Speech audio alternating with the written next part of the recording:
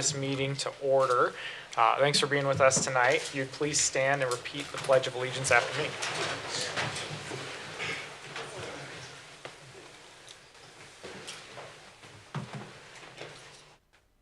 I pledge allegiance to the flag of the United States of America and to the republic for which it stands, one nation, under God, indivisible, with liberty and justice for all. Thank you.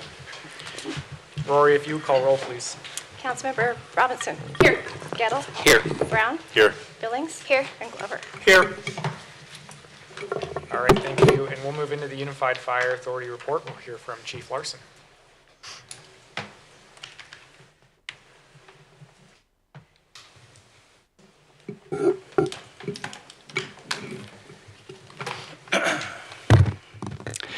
Good evening, Mayor, council members. Always a pleasure to be with you.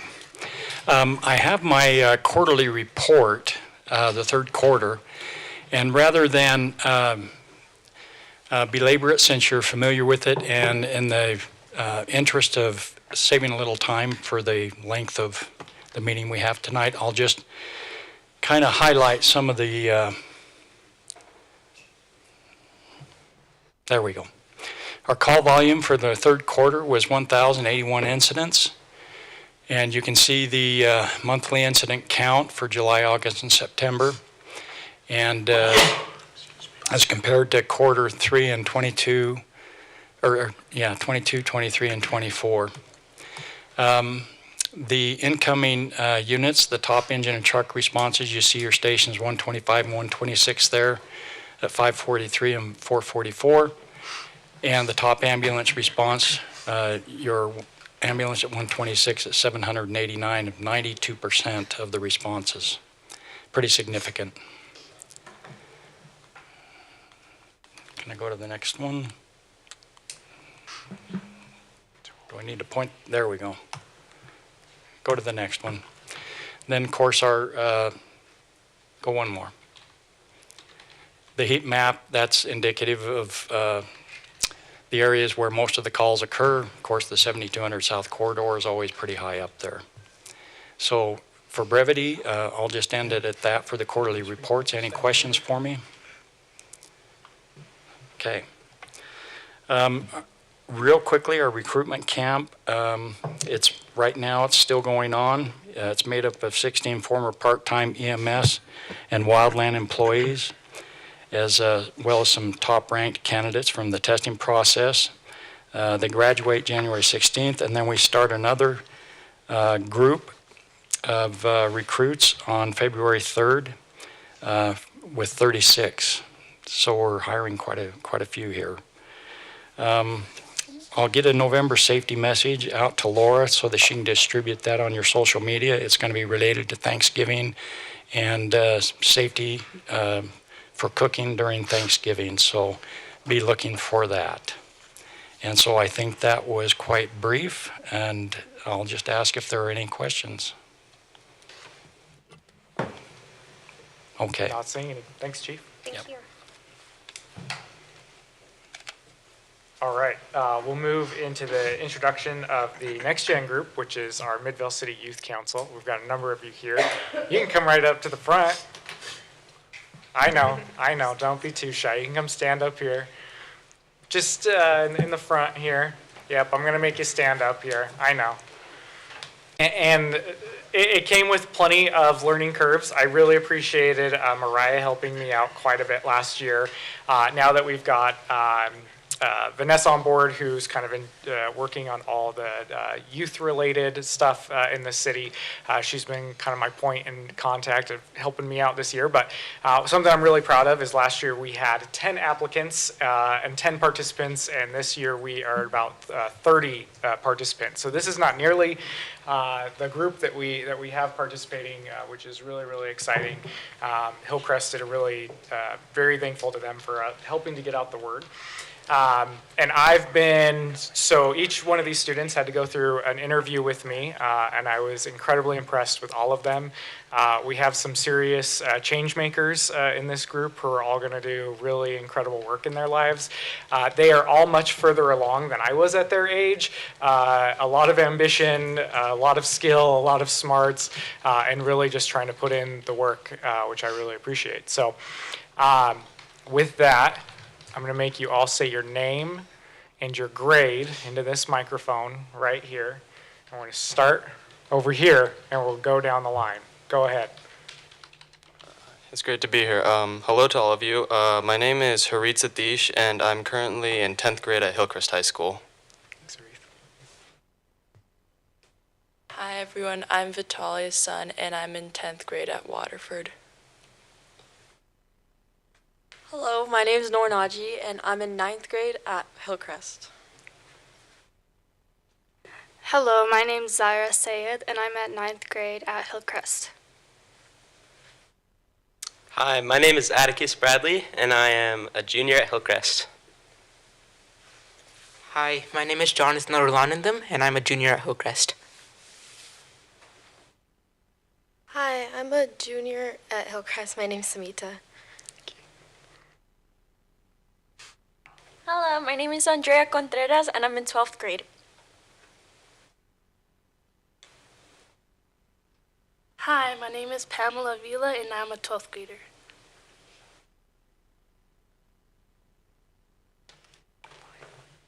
Hello, my name is Lena Avila, and I'm a 9th grader. Hello, my name is Rita Shimura, and I'm a freshman at Hillcrest. Thank you all. So just as a reminder, with this group, really it's kind of twofold. To both take in their ideas as a group and to teach them about what we do as a city. So a lot of that is focused on tours. So we're going to go tour our new fire station 125 at some point, just so you know, Chief Larson, if you're still around with us and not retired yet. We're going to go tour the fire station, tour Public Works. We've already toured City Hall. We heard from Judge Voduck and our City Attorney Garrett talk about kind of the criminal justice system and how the city works within that space. And at the same time, we're talking about potential policies or projects for the group to work on. And so we're going to continue those conversations, narrow that down, and then start to work on a project. So really excited. Appreciate you all being here. And I'm hopeful that we can do a group photo with them. And what I'm going to ask is you all come line up kind of, Laura, you want to do it on this side.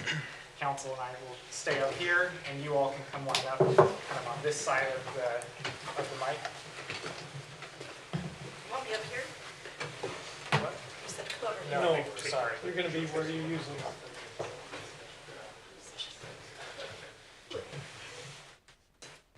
Can everyone squeeze down just 3 steps? I'll stay where you are this way. I just need everyone to squeeze in a little bit. Okay. Okay. Easy. Hard to get everyone, but I think I did. Okay. I see. I can't see Councilmember Robinson. Can you take a step to the left and just a little bit to the perfect. Thanks, guys. 1, 2, 3. Awesome. Thank you, guys. Congratulations. Yeah. They will be back here in April to present. Thank you all.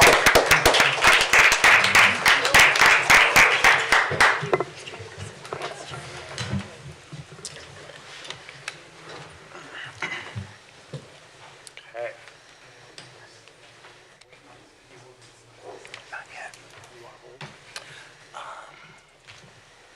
Let's do it for. Okay.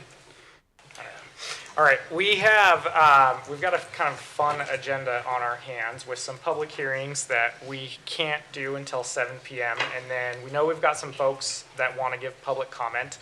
But usually we start council meetings at 7. And since we're early today, what we're going to do is we're going to open up public comment now. And then if we get more folks show up later, we can reopen public comment then.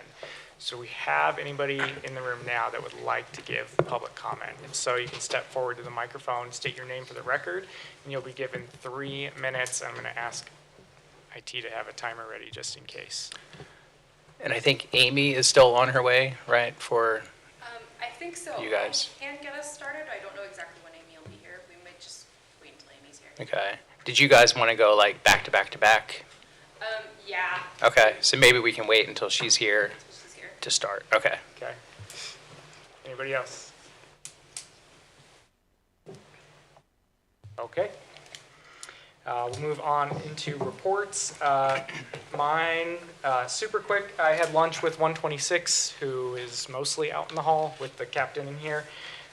Really good conversation with them, appreciated the invite.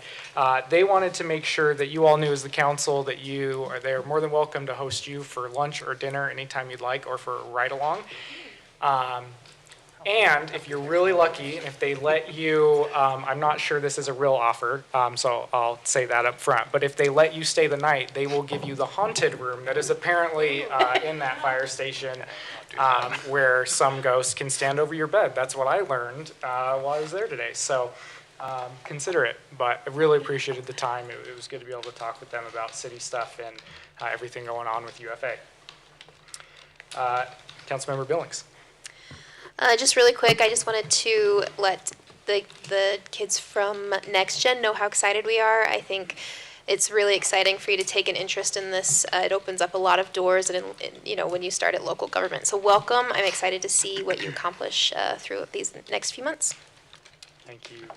Councilmember Glover. Nothing this evening. Thank you. Councilmember Robinson. I too just wanted to welcome and say hi to our Next Gen group. Please feel free to reach out if you guys ever want to talk or have questions.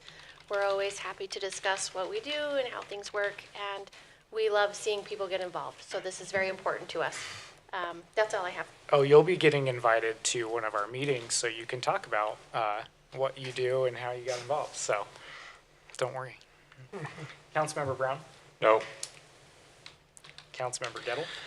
I don't have anything to report tonight, Mayor. Thank you. City Manager Dahl. I have nothing this evening. Okay. Well, with that, can't do the public hearings yet. Garrett, do I need a motion to? All right, so since we cannot do the public hearings until 7 p.m., I guess I would entertain a motion that we table those items until 7 p.m. or the soonest, once we get done with the soonest agenda item after 7 p.m. and then go back to those. Mayor, I move that we proceed to agenda item 8A, action items, and return to public comment and public hearings at a later time. Second. Can I clarify 8A, or do we want to do consent agenda now, which is 7? Okay. I will retract that motion. Mayor, I move that we proceed to agenda item 7, consent agenda, and return to public comment and public hearings at a later time. Second. Okay, thank you. We have a motion and a second. Any discussion on that? All in favor, please say aye. Aye. Yes. All right, that passes. Just one item for the consent agenda, consider minutes of October 15th, 2024. Unless there's any changes to those, I'd entertain a motion. Mayor, I motion that we approve the consent agenda. Second. We have a motion and a second. Any discussion? Rory, would you call roll, please? Yes, Councilmember Billings. Yes. Glover. Aye. Robinson. Aye. Brown. Yes. And Gettle. Yes. Okay, that passes. Thank you. Moving to action items. First one, consider resolution number 2024 R52, waiving notice under Utah Code 17B1406 and declining to provide wastewater service under Utah Code 17B1407 to the Holmes Jordan Bluffs LC and Gardner Jordan Bluffs LC properties petitioning to be annexed into the Sandy Suburban Improvement District. Garrett. Thank you, Mayor. Council, I come before you on an item that was previously reviewed by this body back in 2020. Homes, as you're aware, sits on the southern border of our city, approximately where Bingham Junction and 7th West or Main Street come together. A number of years ago, they petitioned that they be annexed into Sandy Suburban Improvement District so that way they wouldn't have to install a number of costly sewer facilities in order to support their project. This is because their project is surrounded by the bluff on the north and west side of their property, and so would take a substantial amount of infrastructure in order to pump their sewage up to a grade that could feed into this the city system. Since approximately about 2/3 of this project was already within Sandy Suburban Improvement District, and because this is very costly infrastructure to maintain, the decision was made back in 2020 to deny them service in order and to waive public notice in order to facilitate them being able to request to be annexed into Sandy Suburban Improvement District. The council at that time, which several of you were members of, approved that resolution. And at least what has been communicated to the city is the developer who had made the request with Holmes Homes, one of their staff members who was leading this project passed away in the meantime. And so the necessary paperwork wasn't filed timely with the Lieutenant Governor's office in order for this boundary change to happen. This resolution is almost a mirror image of the resolution that was passed by the council in 2020. It allows them to reinitiate this process. They're already working with Sandy Suburban Improvement District to make this happen. And so our request tonight would be to once again reapprove this so that way everything can get filed with the Lieutenant Governor's office and allow the remaining approximately third of their project to be annexed into Sandy Suburban Improvement District for sewer services. With that, are there any questions? Are there any, I remember at the time this discussion wasn't too robust, but are there any financial considerations for the city? This would probably save the city money in the long run. In order to bring this project online, it would require them to build a lift station, which I'm sure Jeremy could tell you all the fun things that happen with the lift station and how difficult those are to maintain, as well as the expense. So is there a financial consideration with this decision? Not in any current terms, but in future terms, it would represent a financial saving for the city. Okay, thank you. Any other questions? We do have other districts other than Midvale City with the sewer in the existing Midvale, right? Yes, so there is, and again, I will have Jeremy correct me if I'm wrong. I believe we have two other sewer districts within the city, the other one being Midvale that has a noticeable amount within the city. Sandy Suburban, like I said, already provides service to a portion of our city along the southern border, and this would just extend it by, I don't have the exact amount, but maybe 100 feet, 150 feet or so to allow the rest of this service, or the rest of this property to be served by them as well. Thank you. Any other questions? Okay, I would entertain a motion. Mayor, move that we suspend the rules and approve Resolution 2024 R52 to waive notice under Utah Code annotated Section 17B 1406 and decline to provide wastewater service under Utah Code annotated Section 17B 1407 to the Holmes Jordan Bluffs LLC and Gardner Jordan Bluffs LC properties petitioning to be annexed into the Sandy Suburban Improvement District. Second. Thank you. I have a motion and a second. Any further discussion? Rory, if you call roll, please. Councilmember Glover. Aye. Robinson. Aye. Brown. Yes. Kettle. Yes. And Billings. Yes. Okay, that passes. Thank you. Just for the youth council folks, you are more than welcome to hang out. You are also welcome to leave at this point if you want to. It's totally up to you. I know it's very exciting. Okay, I've been told we can go back to public comment. What I'm just going to suggest, let's get our action items done. So let's go to the next one, and then we'll go to public comment. So we'll move to action item B, consider resolution number 2024 R53, consent to enter into a pass-through agreement with the redevelopment agency of Midvale City for community development block grant funding to support the redevelopment agency's home repair loan program. And we'll hear from Maggie.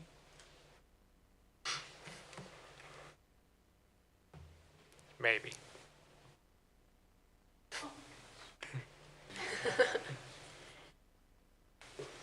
I know, we're moving things around.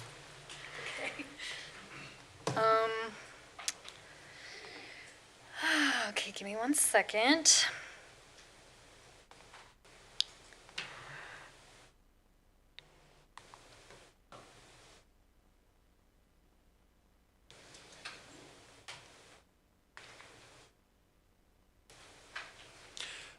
This is an item we discussed at the last meeting, right? Yes. No, kind of.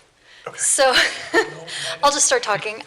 So yeah, the last RDA board meeting, you all approved that Midvale City enter into a grant with the county for CDBG funds to support our home repair loan program. This agenda item is a pass-through agreement. Since Midvale City applied for those funds, but the RDA administers the home repair loan program, this is just a simple pass-through agreement to pass those funds to Midvale City. I mean, the RDA. Here we go. I think with that, does anyone have any questions about that? Would you like us to go into more detail on it? Since it's just a pass-through from ourselves to ourselves. Yeah, and I'll be bringing this same agenda item to the RDA board. I am not. If there we go. There are no questions right now, I would entertain a motion. I move that we suspend the rules and pass resolution number 2024 R53, consent to enter into a subrecipient pass-through agreement with the redevelopment agency of Midvale City for the community development block grant funding to support the redevelopment agency's home repair loan program. Second. Okay, we have a motion and a second. Any further discussion? Rory, if you call roll, please. Yes, Councilmember Robinson. Aye. Brown. Yes. Gettle. Yes. Billings. Yes. Glover. Aye. Okay, that passes. Thank you. All right, now we'll reopen public comments. If we have any public comments, you may step forward to the microphone, state your name for the record. You'll be given 3 minutes, and Juan, I'll ask that we pull up a timer so you can time yourself. Oh, you have a timer here? That's nice. We'll see. If you start before the timer, you actually get more than 3 minutes. I don't know that that's true. I don't know. You're good? You have the time? Oh, we're almost there. All right.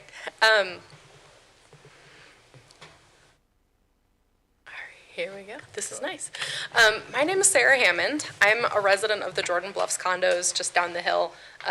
We're the sewage people. We have no problem with how our sewage is being handled, but a few of us have come here today.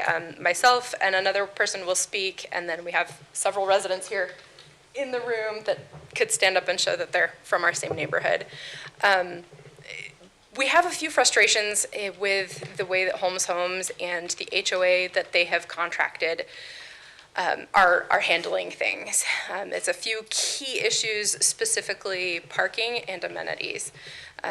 Regarding parking, there are currently 130 units in our segment of the development, and they're on track to build about 40 more units in about the next year. With those eventually 170 units, there are fewer than 45 visitor parking spaces.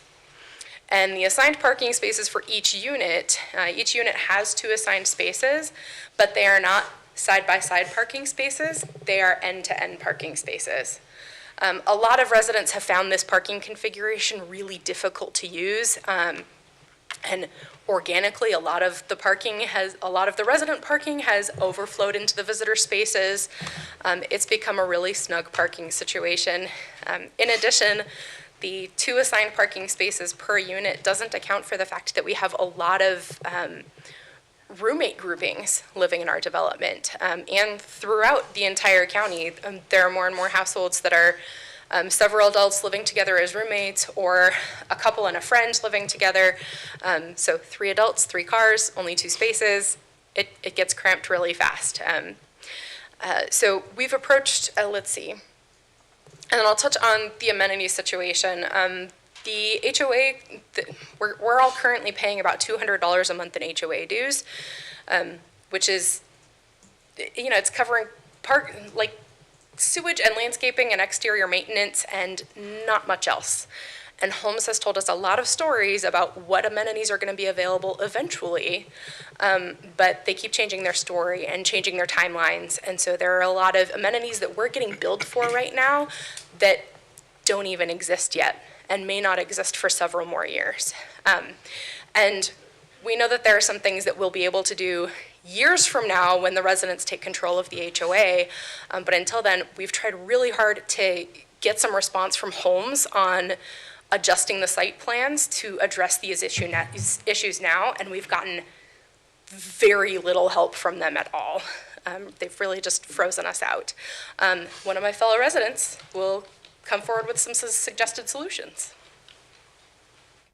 Thank you. I'm the fellow resident. Great. We just need your name, fellow resident. Yes, True DeMille. And I've prepared just a document to read to keep my thoughts clear and concise. All right, good evening, council members. Thank you for the opportunity to speak. I'd first like to thank Sarah Hammond, who just outlined the primary issues we're facing with parking. As you've been made aware, our community is working urgently to find solutions for limited parking, unmet development promises, and ongoing frustrations with towing. My hope tonight is to share a few potential solutions that we as a community believe could help alleviate this situation with your guidance and support. As mentioned, our development lacks sufficient parking for residents and has virtually no options for guests. Many of us are parking in business lots across the nearest intersection, which often means shuttling guests to and from our homes, especially when the weather is poor. This is challenging now and will only grow as the development continues to add more units. To begin addressing this, we're suggesting a formal review of the parking to residents ratio by a city representative. Understanding our current capacity will allow us to assess what might be feasible for our growing community. We also suggest that future developments prioritize parking infrastructure earlier on, especially for community amenities like the promised clubhouse and parking, which are still unavailable and have added to our challenges. We've been actively trying to work with Holmes on this matter, but unfortunately our efforts have been unsuccessful. After attempting to arrange a meeting to discuss parking solutions, we were informed by their attorney that Holmes will not be engaging with us further. This has left us frustrated and without a clear path forward. However, we remain committed to finding solutions and have been proactive within our community. This past Saturday, we held a community meeting, which was well attended and included Councilmember Dustin Gettle. We appreciate him hearing our concerns and ideas, and tonight several of us are here to represent our unity and commitment to achieving a positive change.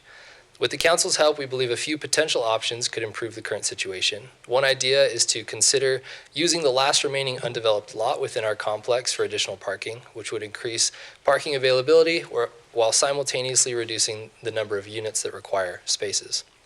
This law is set to break ground soon, so we understand that may not be feasible, in which we considered that smaller half lots, corner spaces, or other areas with usable space could be repurposed.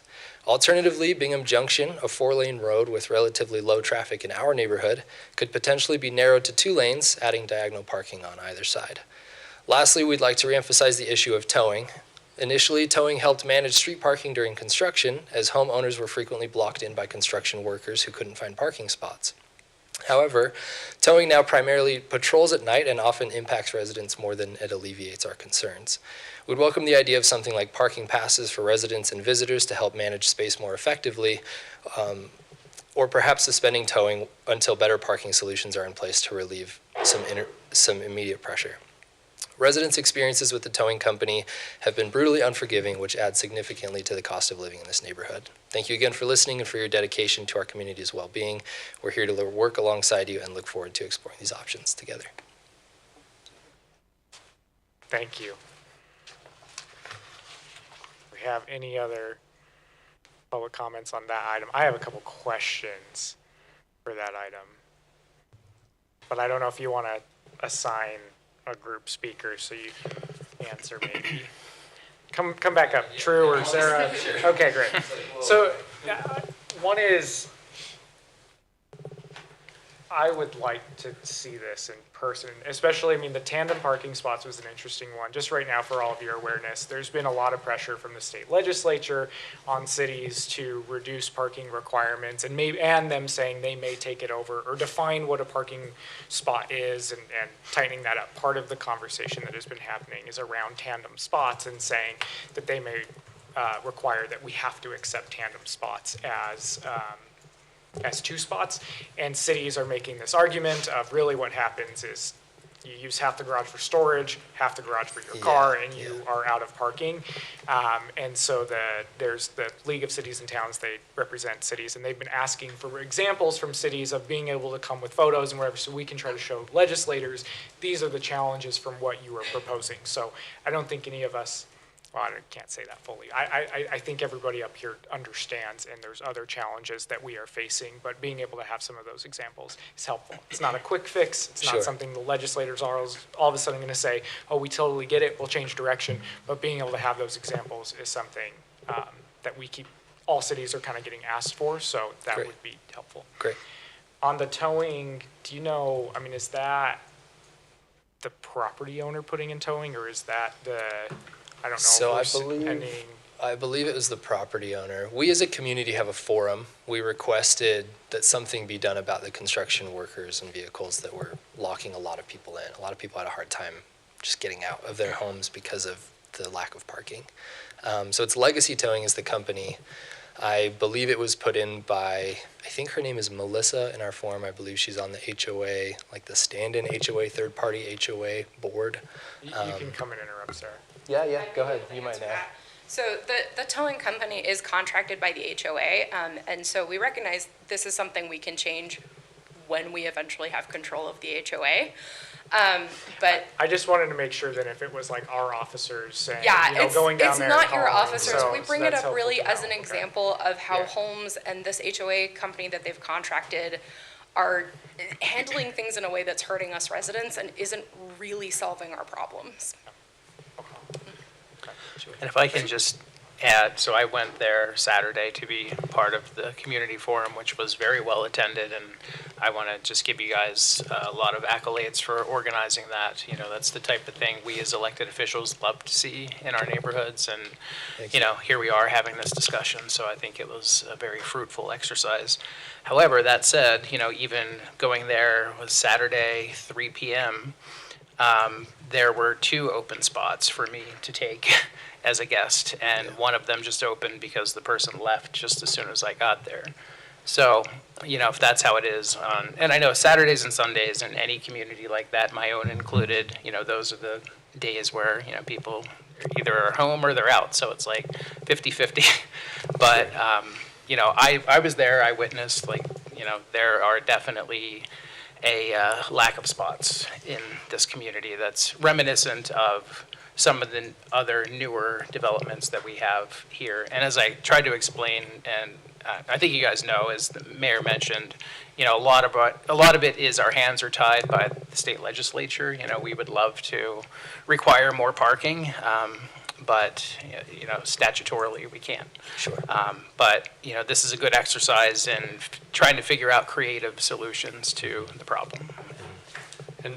And the person that used to sit here in this spot, he would usually jump in, and I'm going to try to say what he would say. He was an HOA attorney, so he's a little better at this. The state of Utah is like a safe haven for developers and HOAs. He works for a national company, like compared to any other state, right?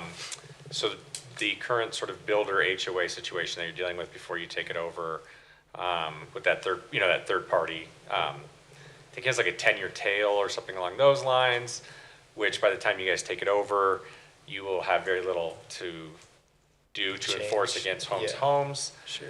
This is just my way of saying your legislators are all HOA owners and developers, and we get what we voted for, unfortunately.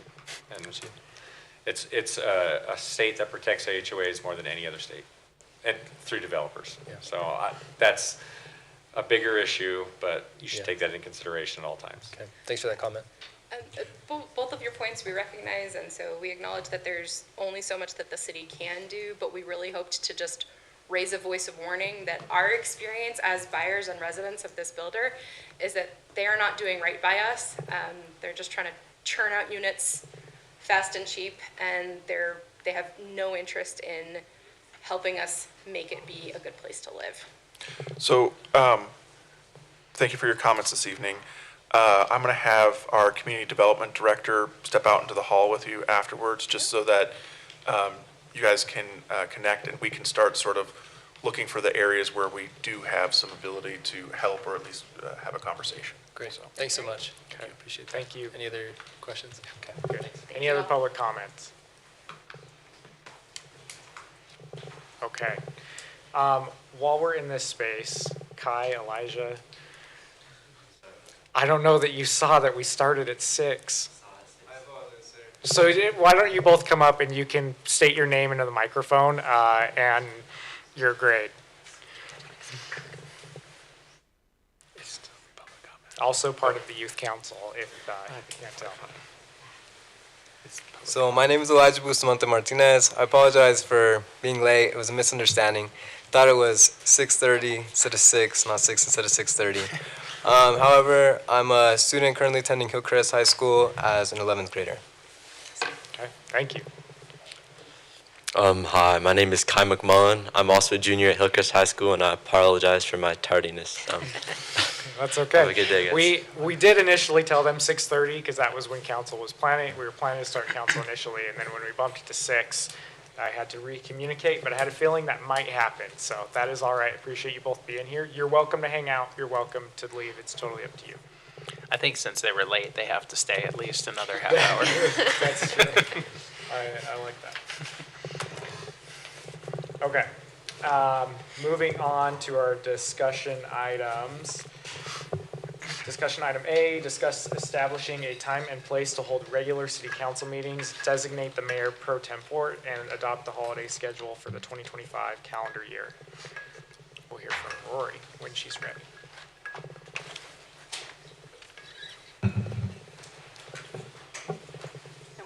Sorry. I wasn't sure what the head nod was meaning. I was like, yes, I'm ready, but what am I ready for? They were announced for 7. Sorry about that.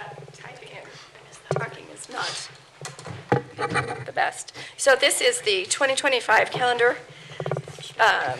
meeting schedule. The couple of nuances that we had for this one was that in November, the election is the first Tuesday. The second Tuesday is Veterans Day. So we would have to have a meeting on the 18th anyway to canvass the election. But my question is, do you want to have one on the first Tuesday if the election's going on here? We can just cancel the elections. Cancel the election. Okay, so I moved that first meeting or the one meeting in November to the 18th. So that's what you'll see on here is the 18th. And then the one meeting in December is the 2nd. We also listed, council had decided to have the mayor pro tem as seniority, so it's still Councilmember Glover, Councilmember Brown, and then the holiday schedule. Next year, we do have a couple of Friday holidays.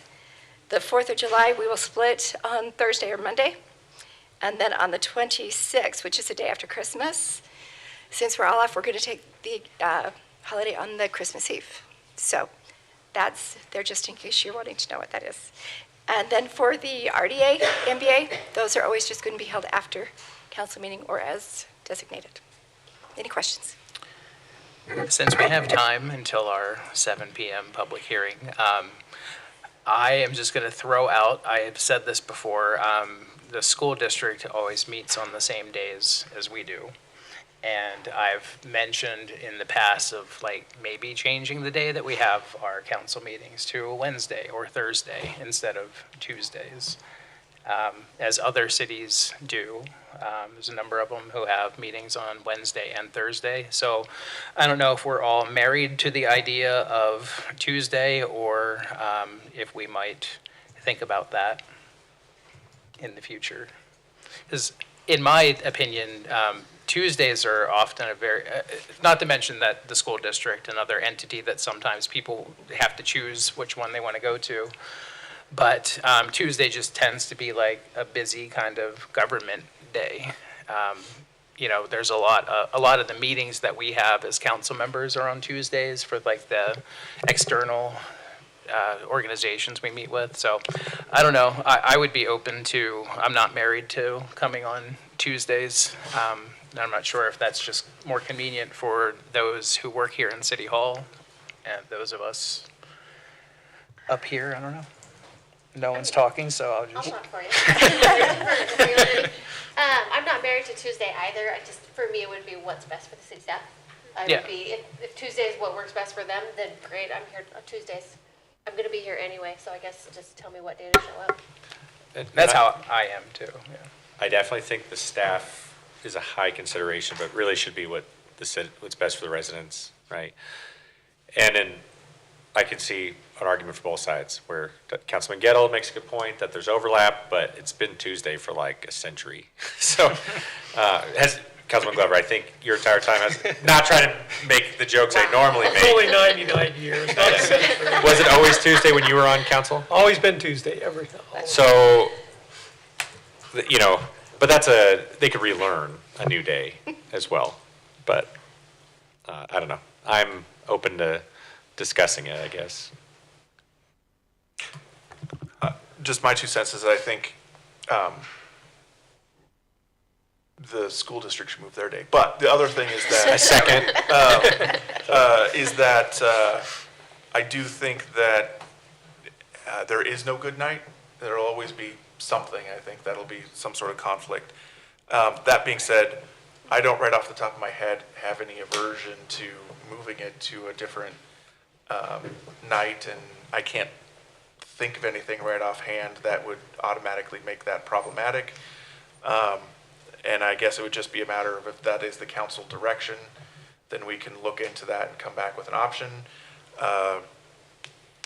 Yeah, I'm happy to support that request and see if there's any issues with it. Maybe when this comes back to us as an item to vote on, maybe you, Matt, can like just meet with your senior staff folks and see if there are any huge objections to that.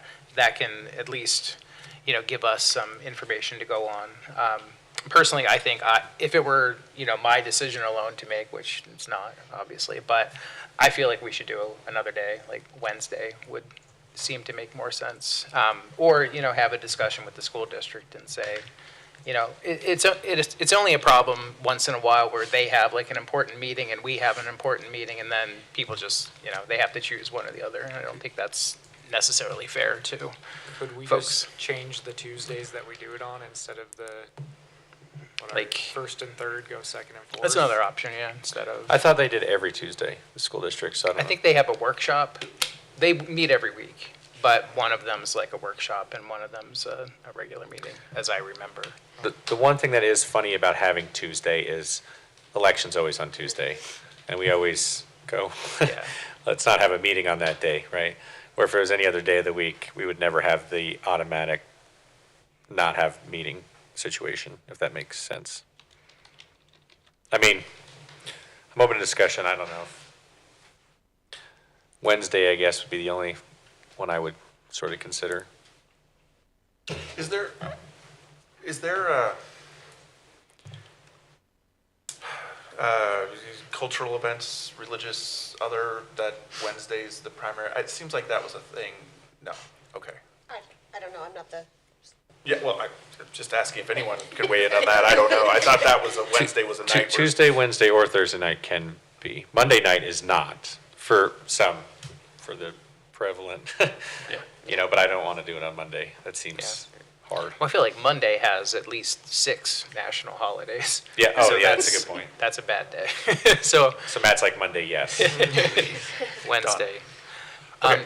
The other thing I wanted to mention, the mayor pro tem thing, which was my idea last year too, and admittedly not like the greatest idea. I think just because I think the idea I had at the time was to alternate. So like, you know, Paul had his year, so now he goes down to like the 5th spot, and then so Bryant would be the mayor pro tem, and then the next senior person would be like the vice mayor pro tem. That would be me next year if we did it that way. I mean, I think that's what we discussed, right? It is. So either make that change, or I'm fine going back to the way it was. Like, we all get like 2 months out of the year, or whatever, 12 divided by 5, whatever that comes out to. Either way, I mean, we haven't had to evoke those duties this year, but yeah, I would either, you know, do that. But the thing is, the reason why I think that was a bad idea on my part is because, you know, we all could be voted out. So then you'd have to like start that clock over too. like Paul being the mayor pro tem again, and then, Heidi and Bonnie slipping into those more senior spots. So The thing I liked about it was just making sure that if, at this point, Bonnie and Heidi are not, we just had two. yeah, we were trying to protect you, Bonnie. So that, like your first meeting, you weren't like, oh, you're mayor pro tem, which is what happened to Hey, I Heidi. could do it. Yeah. But I think if we go back to like, Paul takes 2 months and I take 2 months and Brian takes 2 months or whatever. So, but whatever, I want to make sure that we're addressing a need of the council, or at least that there's no aversion to it. So the two things I'm hearing are, one, we should come back with an alternate proposal for a city council night so that we can just talk about the pros and cons of that, look into what that is, see what we're missing, see if it's just changing the Tuesdays or changing to Wednesday. But I'm not hearing anyone sort of saying that we should look into Monday, Thursday, Friday, Saturday, or Sunday. So it's either Tuesday or Saturday. Wednesday, right? Okay. I feel like Wednesday is the kind of day that not much happens on Wednesdays. And we're going to look into that, I mean, Rory, you're going to look into that for us? Okay. And then the second thing is, there was a comment about reverting back to the previous mayor pro tem system of rotations within the year as opposed to annual rotation or movement in that. Does anyone have any problem with us changing it back to a system like that? No. Then we will come back with a proposal like that then. But whatever it is, start with like Glover for the first like 3 months or something like that. So he just keeps Whoa. 6 months. keeps Got a having. negative vote. Okay, that, we have direction. Got it. Okay. All right, last chance, discussion, great.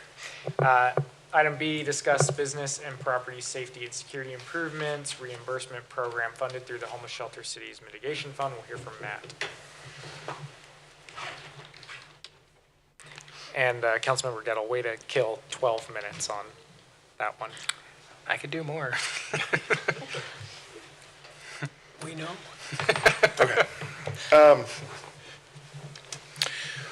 As we've discussed on many occasions, we have been receiving funding from the state in order to mitigate the impact of the family shelter on Midvale. Most of the funding from that goes towards funding law enforcement that focuses on the areas around the shelter and the 7200 South Corridor. In the last year, we received some additional funds that allowed us to look at providing some additional projects. We came back to you with a list of that earlier this year. One of the things that was included in that was a program that would provide grants to property owners located along the 7200 South Corridor that are impacted by transients or those that may be preying on the homeless. What was proposed at that time and what we wanted to discuss with you this evening is that what we're looking at doing is making that program one where we would provide we would use $200,000, which was what was in our original grant application that we discussed before, providing grants of up to $20,000 per person who takes advantage of it. The use of those funds would specifically go towards improvements like security cameras, lighting, repairing damage that has been made by transients or that kind of stuff in the area. Could be fencing or other things in that mode that would provide security, as well as even hiring security guards during that time. What we are envisioning is that the program, we would try to make it as streamlined as possible because we have only a certain amount of time to spend it. Part of the reason that we're only talking to you about it now is that even though the program technically started on July 1, we've only recently got the contract back from the state saying that we actually have these funds, and so we didn't want to approve it until we knew that that was actually approved. We're very grateful for the funds, but it means that the time that we have to spend it is significantly shortened. So the hope is that, or what we're envisioning would be basically, I'll come back to you at the next, we'll come back to you at the next city council meeting with a fully fleshed out program that will include like the application and the basic grant agreement, and that you would approve it at that time, and then we would move forward with the goal of trying to get people signed up for it in January.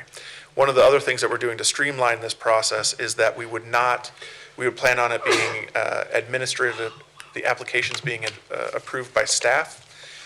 We would, of course, report to the city council on those approvals, but we wouldn't come to the city council with every grant application.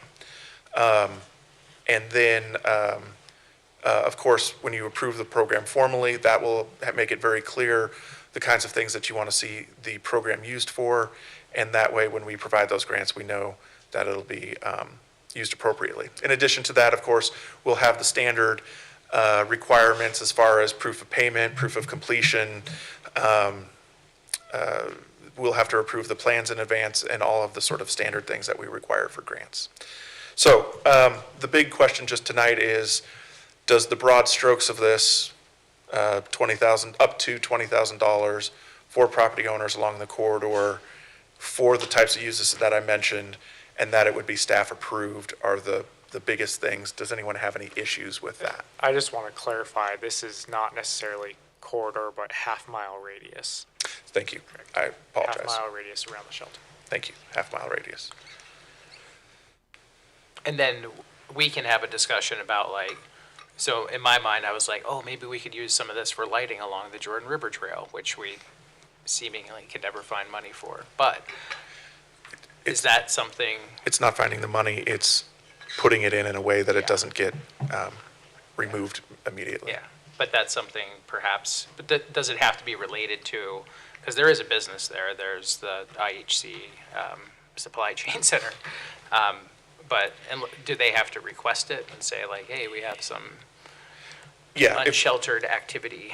So if they're in a half mile of the shelter, thank you, Mayor, for the reminder on that, then there would be an application that they would submit. We would confirm that they are within that radius. We would confirm that the thing that they are saying that they are going to spend the money on is one of the allowed uses. And then if that's the case, then we would fund that. However, one other use that I forgot to mention too would also be repairing any maybe I already said that. Repairing any damage that's occurred since July 1 is also one of the things that we could use the program for as well. But anyway, so that's how that program would work. And then we're doing it as a first come, first served basis so that, so if that business sent in their application, we could fund things for them. There was an approved use. Then they would be eligible for that $20,000 until there's no more money left. Okay. The other thing I don't know if this is what you're saying, but for better or worse, the Homeless Services Board was really interested in this idea because there is no program in the state right now to reimburse businesses. So I do think we'll have a lot of eyes on how we spend this money. And if, again, I don't know that this is what you were suggesting, but if we took these funds and said, we're going to fix some of our lights with it, I don't know that they would love that because the intent was this goes to businesses for their direct costs. Well, the part I didn't mention because I thought we'd talk about it at a later time is there's definite increased unsheltered activity along the Jordan River Trail there. And my suspicion is because it's so very dark back there at nighttime. I mean, that's where I'd go if I needed to hang out somewhere. I would definitely like to have that discussion with you. We're right now working on a variety of different locations where we're seeing groupings of unsheltered homeless or transients that while we of course feel for their plight, they're also in many cases causing a significant amount of damage to public property in those areas. And so let's have that discussion. We'll add that to the list of areas where we are working with a variety of different folks, including state departments of the state, and other groups in order to try to find some solutions. A lot of these areas, while the river is not exactly not exactly this, but in some of the other areas where we run into some of these issues too is where we're seeing state, UTA, and city property sort of connecting or overlapping because we run into some jurisdictional issues. And we're working through those now, and I think having some further discussion on that would be very appropriate at this time. That sounds great, but yeah, overall, I love the plan. And the businesses, I think, will as well. I agree with Councilmember Gale on that. Yeah, same. Okay. Well, this is just a discussion item, so if there's no other comments or questions, I appreciate your support for the program. We'll work on getting the final documents put together to bring back to you at the next meeting. Thank you. Thank you. It's 6:58. Can we just, anybody have any way that they want to kill 2 minutes before we move into public hearings? Can hang out.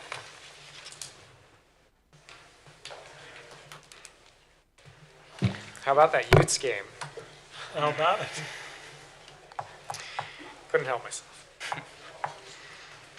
That's more than a 2-minute discussion. I do feel that Garrett was happy with the outcome. It was a very exciting 12:30 a.m. Is that when it ended? Tied it down, just I have no idea. I know it was controversial. It looked like it was headed one way only. It was. Of course, bogus.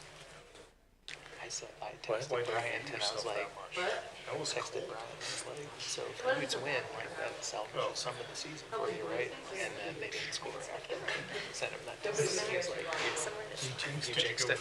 Like, so sorry. So for our youth council members who are still here, just so you know, when we do public hearings, we have to set them for a certain time. And the ones we have tonight were set for 7 p.m., so we cannot start them until 7 p.m. So this is why we find this situation that we're in now. We are very close. It's the excitement of local government. That's right. I'm just watching my clock on my laptop. My laptop says Okay, 7. it's 7 p.m. We'll move into our first public hearing. Public hearing item A, consider a Midvale City initiated text amendment to sections of Title 17 of the Midvale City Municipal Code.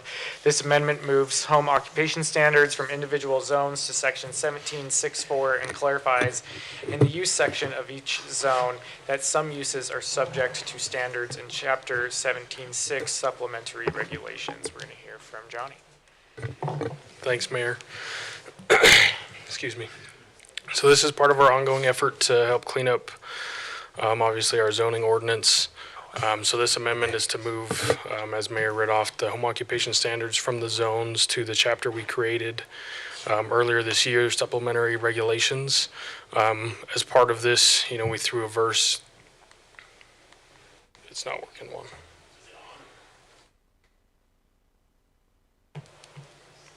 There we go. So we added a verse here, referring to that section for people, so people know where to find those. As part of this, we also noticed our regional commercial residential overlay did not have home occupations listed as a use, with it being residential. So we put that as allowed as well there. But that's all that this amendment really is. Obviously, here's our criteria for text amendments. We found that it meets criteria number 3. Do you have any questions for me on this one? Might be the easiest public hearing ever. Okay. Thank you. If there's no clarifying questions from the council, entertain a motion to open up public comment on this item. Mayor, move that we open public comment. Second. Do you have a motion and a second? All in favor, please say aye. Yes. Aye. Aye. All right. That passes. We'll move into public comment on this item. Do we have any public comments? Mayor, move that we close public comment. Second. Okay. Motion and a second to close public comment. All in favor, please say aye. Yes. Aye. Okay, that public comment is closed. We'll move into the action portion of this public hearing. Approve ordinance number 2024-027, amending sections of Title 17 of the Midvale City Municipal Code. This amendment moves home occupation standards from individual zones to section 17.6.4 and clarifies in the use section of each zone that some uses are subject to standards in chapter 17.6 supplementary regulations. So moved. Second. A motion and a second for approval. Any further discussion? Rory, if you would call roll, please. Councilmember Brown. Yes. Gettle. Yes. Billings. Yes. Glover. Aye. And Robinson. Aye. Okay, that passes. Thank you. Our second public hearing, consider a Midvale City initiated text amendment to Chapter 17-711 of the Midvale City Municipal Code. This amendment is to replace figures 101, 201, 401, and 501 to be consistent with recent rezones to the Main Street form-based code zone. We'll hear from Johnny again. Thanks, Mayor.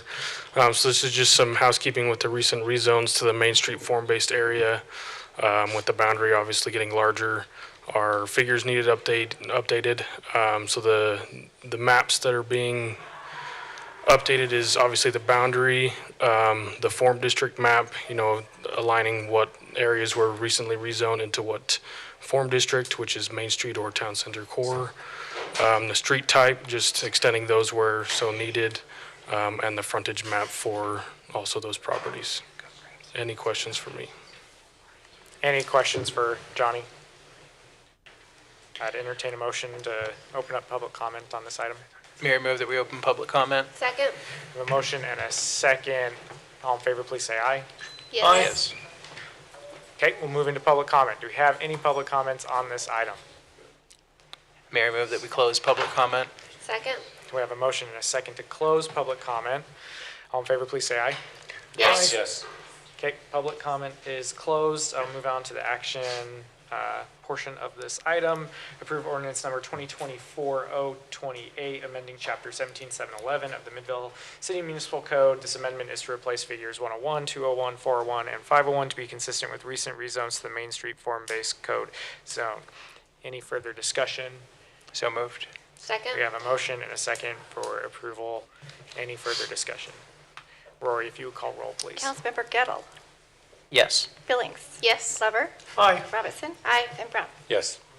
Okay, that passes. Thank you. Public hearing, item C, consider ordinance number 2024-029, adopting the transportation element of the general plan, which includes the impact fees facilities plan and covers the entire city of Midvale. Vandeline? Mayor and members of the City Council, the transportation plan is a general plan element, and it's a requirement by state law. And Midvale now is about to have one. This general plan element has been worked on since last year, Harvest Days. That's when the first public open house happened. And since then, we've worked on it. Parametrics has been the lead consultant. Charles Allen is here, and he'll introduce you to the findings and some of the methodology of this report. And when he is done, here's the motion that you can use if you like. But I'm going to turn the time over to him to continue. Okay.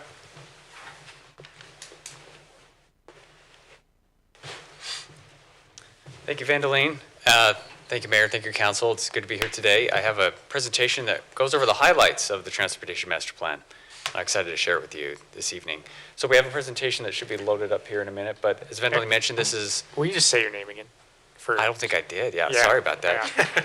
Charles Allen. Thanks, Charles. With Parametrics. Yeah, we're excited to present this. As Vandeline mentioned, this is the first Transportation Master Plan for the city.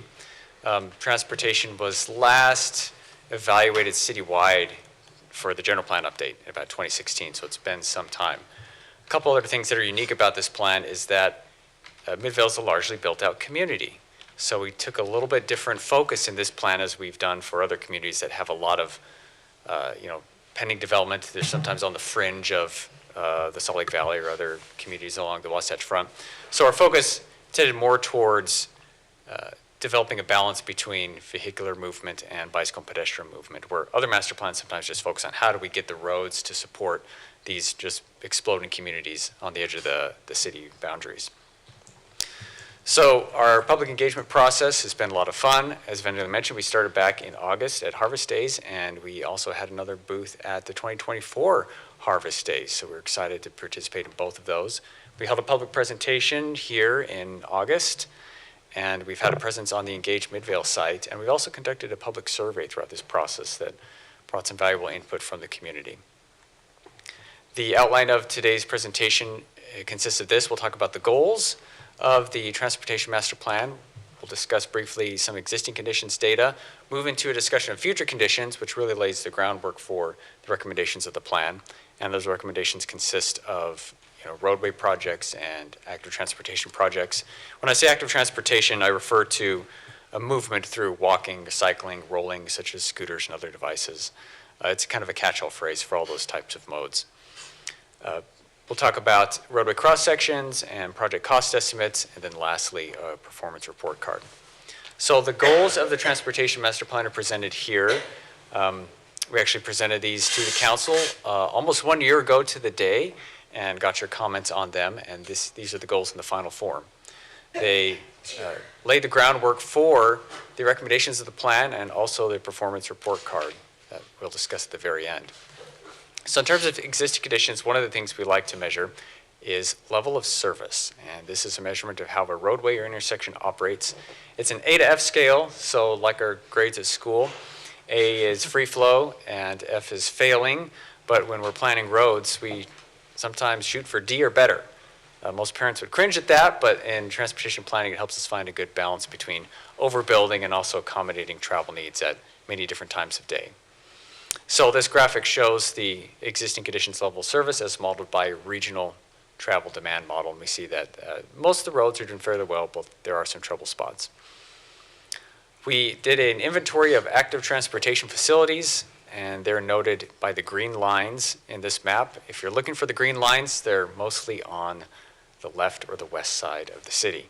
So there's a big absence of dedicated trails and other active transportation facilities throughout the city. And that was a big focus of the plan, is how can we build out this active transportation network. In terms of future conditions, we use that same travel demand model to forecast to the year 2050 to help us understand what does the roadway level of service look like in the future and what projects might be needed to help mitigate conditions that might be deemed unacceptable or that we want to improve. So this was part of the underlying data for the roadway project recommendations. Another element that fit into the recommendations was, what are some of the other regional plans that have been developed? So the Wasatch Front Regional Council develops their regional transportation plan. They refresh it every 4 years. We took those projects within their plan into consideration.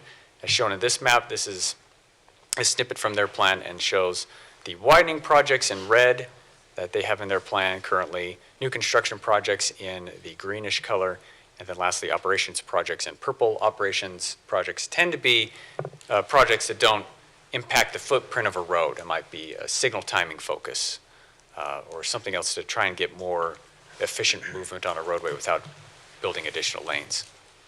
So with that information in consideration, this is the project list that we've developed for the Transportation Master Plan. Just a few roadway projects throughout the city. Some of them occur on state facilities. Some of them are recommended for city facilities. Most of these involve some element of widening and adding additional travel lanes. The Tuscany View Road project is a little bit different. That's construction of a new road. And then the 7200 North Fort Union Boulevard project between State Street and I-15 is a project that, the amount of widening is undetermined at this point, but it might be able to be accomplished through some restriping, maybe a little bit of widening to get that third westbound travel lane. So this is recommendation. Again, this is a long-term list for the city to work on as funding's available and as the priorities align to do these projects. Additionally, a lot of these projects would require cooperation with the state, neighboring cities, and maybe other entities in order to execute. So generally, this is the long-term look, and then as the city moves towards doing these projects, there's a lot of additional preparation that needs to be done. But getting on the plan helps us understand the vision and helps us get there.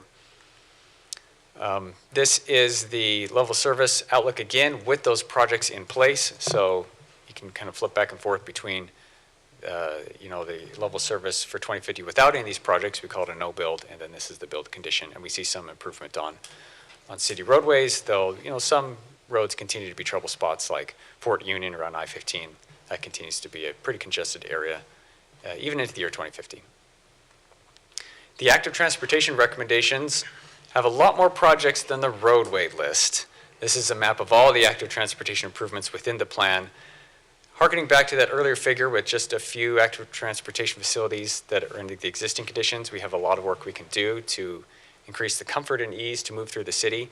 So these are the active transportation projects, and they're put into priorities. So the orange is the higher priority, and then the blue is what we call a secondary priority. So this comprises a series of shared use paths, bike lanes, side paths, other types of trails. It's crossing improvements. It's a big list. We went in depth for some of the priority projects for the city. So this is an example of some of the material that's been developed for those list of priority active transportation projects. This is the Main Street project from Center Street south to the city limit. This project calls to install buffered bike lanes in both directions with delineator posts to help provide some more vertical separation between motorists and those using the bike lanes. It would eliminate the center turn lane and doesn't have any impact to sidewalk widths. So the proposed cross-section graphic is shown at the bottom. An image of existing conditions is shown at the top image. The next one I'll highlight tonight is the Center Street project. This is to add a 12-foot wide shared use path on the north side of the street.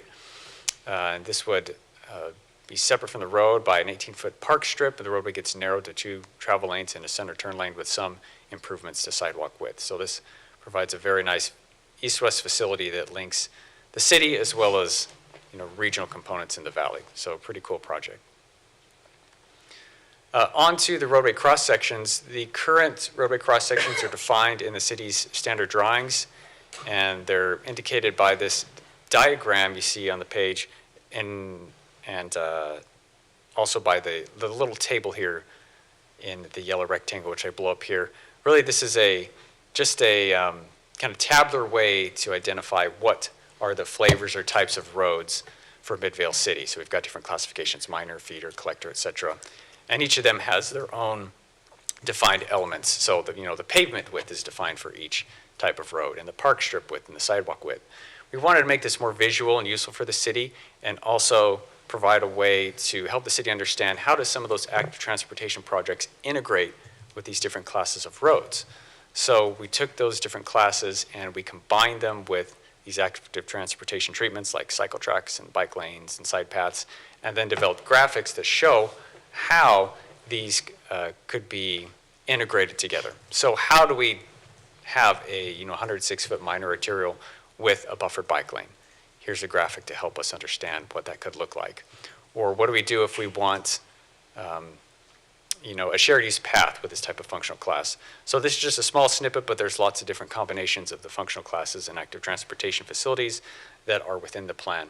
They're meant to be aspirational, so again, not all of these will be constructed, or could be constructed exactly like this. From case to case, we'll look at available right-of-way and costs and feasibility and try and find the best fit and look at the trade-offs between sidewalk width and park strip width and parking and a bike lane, just whatever is the best fit for that particular road in that particular context.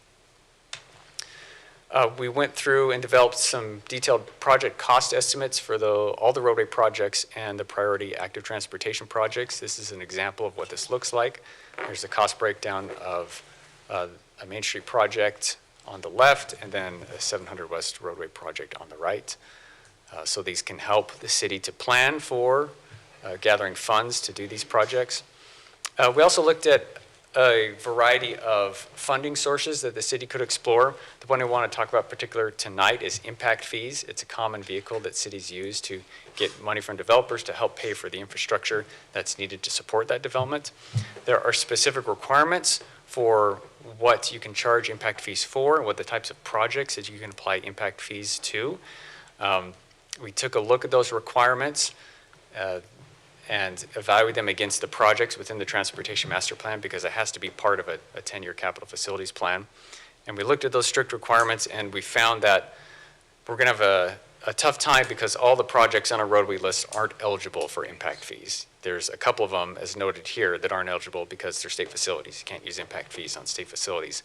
And then the remaining ones were under capacity for that 10-year horizon out to the year 2034. So they're not eligible because you can only use impact fees on a project that has a capacity deficiency. So you can't charge developers money to pay for a project that doesn't have a capacity problem. So unfortunately, the impact fee, none of the projects are impact fee eligible, so there isn't a means that we can charge an impact fee for transportation facilities in Midvale City. Lastly, the performance report card. Harkening back to the goals, we developed a series of performance metrics that the city can refresh about every 2 years and see if we are making progress towards those goals. So for example, we can gather traffic data for key roadways in the city and see if volumes are going up or down. We can gather crash data and see if the crashes in the city are going up or down. And then, for example, another one is we can measure the number of center line miles for active transportation facilities and gauge that over time and see how well we're doing. So that's a quick overview of the Transportation Master Plan and highlight some of the key elements. And I'm happy to entertain any questions that you might have right now.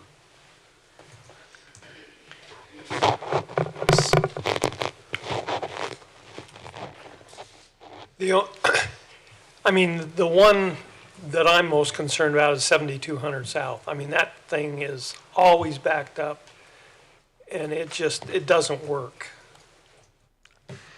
Of all of these projects, I mean, all of them probably need to be done, but that is the one thing in the city that is constantly backed up. Yeah, it looks like specifically talking about I-15. Yeah, I-15, yeah. well, from State Street to 7th West. Okay. That corridor right there, it doesn't work for traffic. I mean, part of it is tracks. It backs it up all the time, but there's still not enough lanes. It just doesn't work. Yeah. I've mentioned a number of times, and one of the things I find just traveling down 7200 is the red lights are not timed in a way, like you could just end up stopping at all of them. And I feel like there's a way to time them better so that traffic flows better. So I don't know if that's an easy fix, like probably with the county that wouldn't cost much money at all.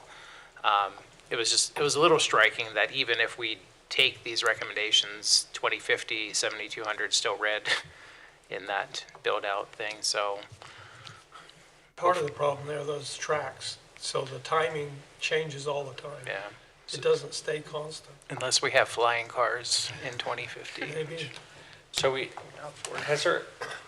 if the freeway usage increased by like 20%, you know, they're gonna have to like add some more lanes and there will be more people coming off the freeways. Has anyone really ever talked about eventually they're gonna have to elevate tracks over main roads? Like the fact that no one talks about it now is so weird to me because there are times on 7200 especially where it backs up essentially from the freeway exit if there's a tracks light, especially if you catch like this really bad timing seems to happen 5 or 6 times a day where the arm goes down for southbound and right before the arm comes up, northbound comes, and so which really messes everything up. Like have we ever heard anyone ever considering it? Because it will eventually need to happen, and of course we'll do it where it's $500 million to do 7200 instead of, $5 million, because that's how we do things in Utah, like with Bangor Highway and whatnot. Like, have we ever heard, do we know if that's ever a thing? Can we constantly say that when we're meeting with the UTA, like, hey, we think,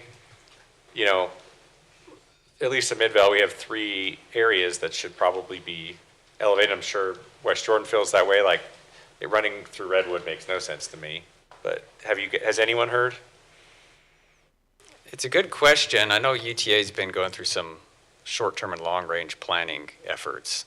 I'm not sure if that's an item that's come up. Can we build it into our plan? Just generally, like, we would like to see this. Maybe I'm the only council member that would, but I just don't see. Well, I don't think the plan helps us that much unless it does point out that we can go to the state and say, look, we have a plan, it's not working right now, what can we do to solve it? This plan needs to address that. And fortunately, we had it, we probably could have showed that it worked with Bingham Junction, because the way that was built, they probably could have done an overpass with that road, with that, that spot, because there was nothing around it at the time, and there's a huge hill, so you just dig underneath it, but, missed opportunity probably. I mean, I can see where where it seems like the only clear solution would be for us to be able to go over the street with tracks. But I wonder if it's better if we're just sort of saying it here, and I haven't been as involved in this project, so if I'm saying something that's crazy, but if we're just sort of highlighting that tracks is a problem on that street, I know it's state and all that kind of stuff, and that we have to find a solution to that if we're going to, if 7200 South is ever going to be functioning well. Is that something that we could just add in that, I mean, there needs to be a solution in order to allow for growth and address our current traffic on that road? Yeah, I don't see any reason why we can't have something in the plan that addresses that concern. Yeah, because I think if we had $50 million to give them, they still might not do it, right? Like, I think we just need to say that part of it, but we shouldn't just say 72 because the whole 78 road diet will be greatly impacted in those situations where the light is. Yeah. I think if there wasn't that light, it would be pretty good, but they just closed it down for one lane for a utility. Now granted, you couldn't turn left or right, so that backed up, but sometimes it would back well past Roosevelt to Pioneer. So just a heads up. Nate, Adam, Bendeline, is there anything, do you guys have any comments with pertaining to this specific issue and how we should move forward with it?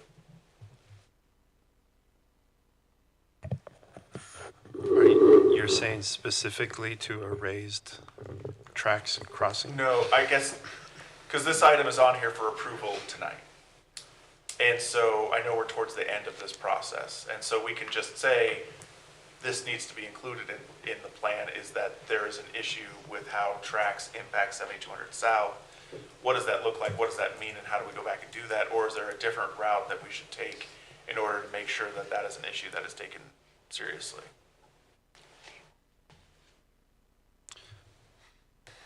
I mean, I think we could think about putting it in there. It's not the only issue when you start looking at the east-west connection, because there's things like State Street and there's other things that are probably much bigger barriers than that. It's just a small contributor. I think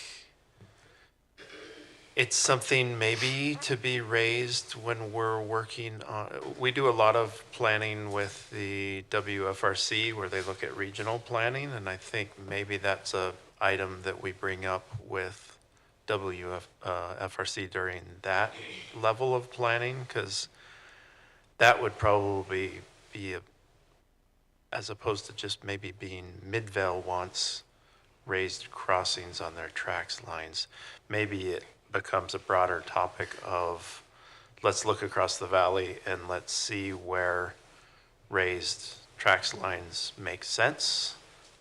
Because right now, unless I'm mistaken, I don't really remember that ever being a topic that anybody's really ever bringing up at any of those meetings. So I just don't think that it's on anybody's radar in terms of one of our biggest issues is the tracks lines are holding up traffic everywhere. It means a lot of people making decisions don't drive it daily. No, and I'm not saying that I'm not saying that that's the right way to be thinking about it. I'm just thinking it might be something that we bring up regionally that maybe we can get a lot of other cities, because those planning sessions have all of the cities. So everybody that's dealing with tracks crossings would be able to weigh in on those, and it might elevate the issue faster than if we put it on our transportation master plan. It might be that we do both, but that's just my thought. So I definitely think we should do that with WFRC. And so I guess bringing back to that, the item up for approval tonight is this.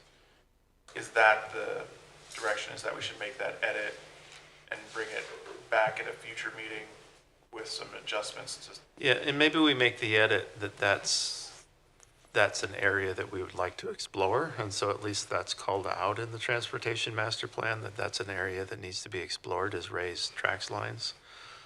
Well, I wonder, yes, sorry, this might not be helpful for you guys at all, but I think it's raised tracks lines or other solutions to address how tracks impacts major, very busy streets. Right, okay. Can you guys come back to us with an amendment to the master plan that we may or may not approve tonight? Like with that in it in a future meeting? Do we have a, yes, do we have a, is there a time on this? Are we trying to hit a deadline? So is there a reason we should like do it and then amend it versus let's make one more tweak to it, bring it back at the next meeting and approve it then? The advantage is if we approved it, that when we go out to apply for funding for any projects, then we have a standing transportation master plan. But if we wait until December 3rd, are we affecting any of that? I don't believe so. Just maybe to add, when we did the Fort Union study, this topic has come up actually also in a pretty intense way, to the point where UDOT, as the guardian over the lighting, actually sort of pushed back a little bit, but at the same time they said that they're exploring this issue also in other areas of the state. So there is, some cognizance of this particular problem on a regional level, and so maybe we can also really attack it on that end more effectively and in addition to whatever we are doing with the transportation master plan.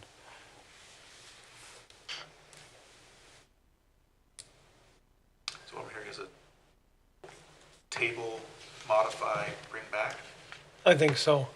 It just needs to be mentioned in there. I mean, it's one of the big concerns we have.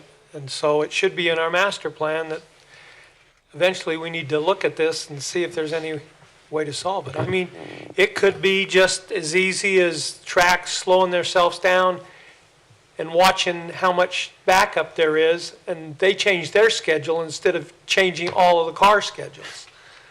I don't know, but it needs to be studied and it needs to be mentioned. If we have a transportation plan and we don't put it in there, then it's not a good plan, because it's one of our bigger problems.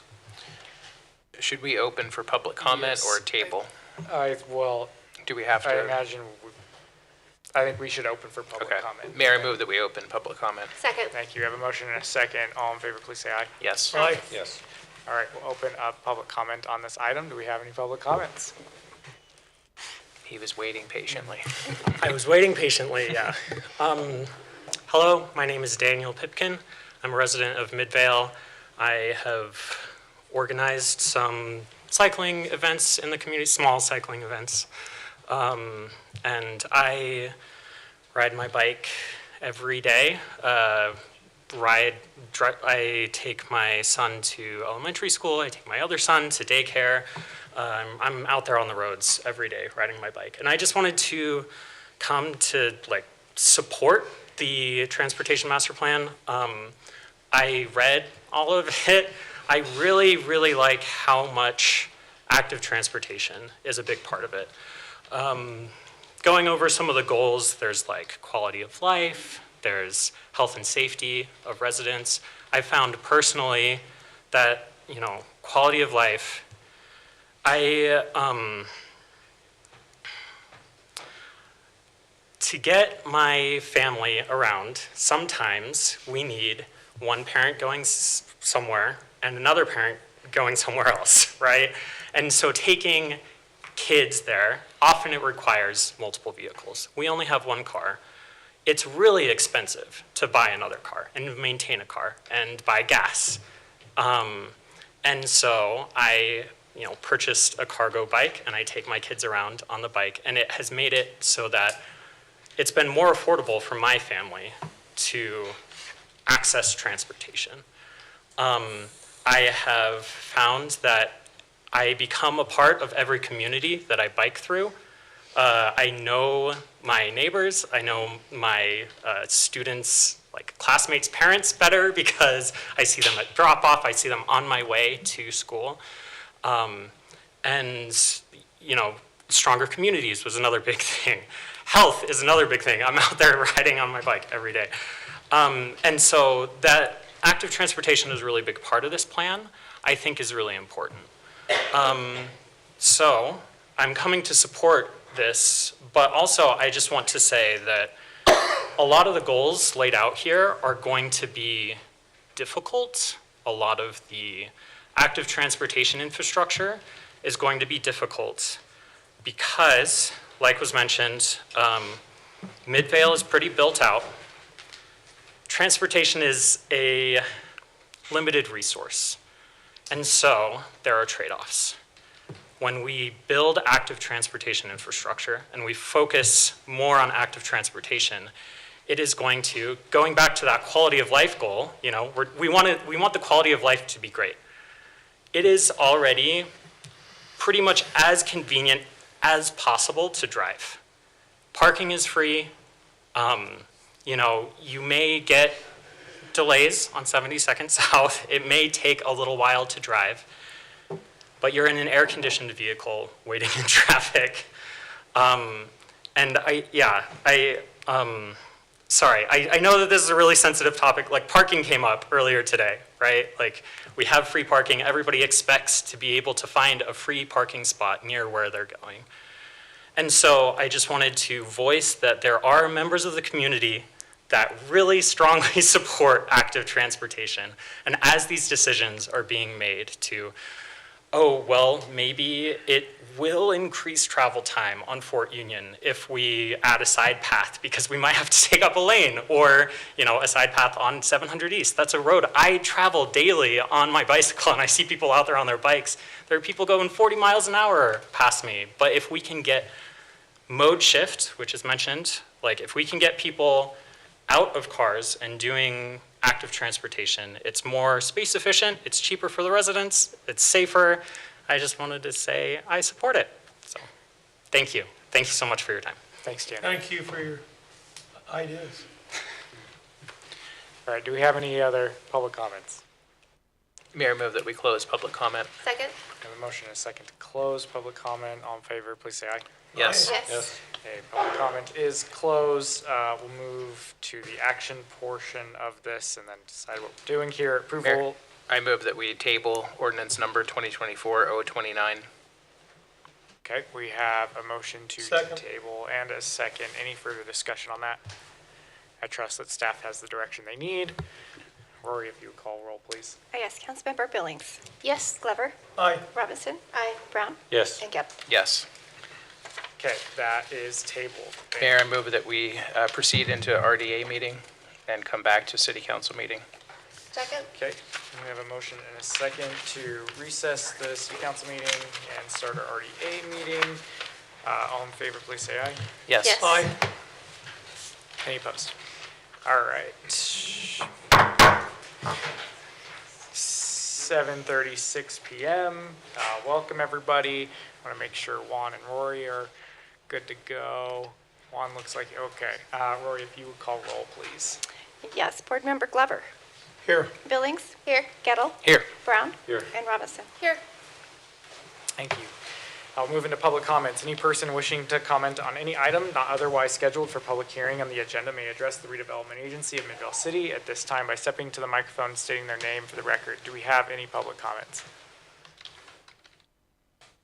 Seeing none. We'll move on to the consent agenda. Consider minutes of October 15th, 2024. Unless there's any changes to those, I'd entertain a motion. Mayor, I motion that we approve the consent agenda. Second? We have a motion and a second. Any discussion? Rory, if you call roll, please. Yes, Board Member Brown. Yes. Gettle. Yes. Glover. Aye. Billings. Yes. And Robinson. Aye. Passes. Thank you. Our first action item, consider resolution number 2024-27, RDA, approving the Affordable Housing Incentive Agreement, Deed of Trust, Finance Agreement, Right of First Refusal, and Environmental Indemnity agreement with Black Pine LLC and Midvale Main Partners LLC for the West Main mixed-use development at 7592 South Main Street, Midvale, as part of the Main Street Upper Floor Housing Initiative. Maggie. Thank you. So back in August, the RDA board pre-approved the initial terms for the Affordable Housing Incentive Agreement for the West Main project. We're now bringing that item back to you for full approval of the full loan agreement package. I also sent you information about a updated document within this package via email, and a new document that was added last minute. So if you would like a copy, I know it was last minute, so I brought a couple copies if anybody wants to look at those right now. Just let me know. So this is a West Main development, mixed-use development, located here in Midvale Main Street. Just a quick overview, the West Main project consists of 66 total units, 4 studios, 5 two-bedrooms, and 56 one-bedrooms. 50 of those one-bedroom units will be affordable, and the parking for this project, of course, meets the form-based code, and we have 7,100 square feet of retail space. And in this agreement, we've also included the preferred business list that is typically used for other loans on Midvale Main Street. We want to make sure that the businesses coming into the space are activating the street, and so the developers have agreed to that preferred business list. There are indoor amenities, common lounge area, gym, bicycle storage area, and rooftop amenities, which include private and common sitting areas, barbecues, and a dog run. And we also ensured in this incentive agreement that there will be no additional fees for use of these amenities. It's all included in their affordable rent. This is just a bird's eye view of the project. If you want to get a better idea of how the parking's laid out and where some of those affordable units and retail space will be located. Additional benefits, improves the north-south street continuity, and it fills that big gap that we have in Main Street right now. Brings additional amenities to Main Street, and it includes a public art component, which in the incentive agreement, they're required to install within a year of occupancy, and that will be also $15,000 public artwork funded by the developers, property owners. The RDA right now is generating $1.9 million approximately for affordable housing every year. Right now we have $8 million in available affordable housing funds for fiscal year 2025, and at the end of fiscal year 2025, if this is approved, we'll have 1.3 in the fund balance for affordable housing, and then another 1.9 will be added the next year.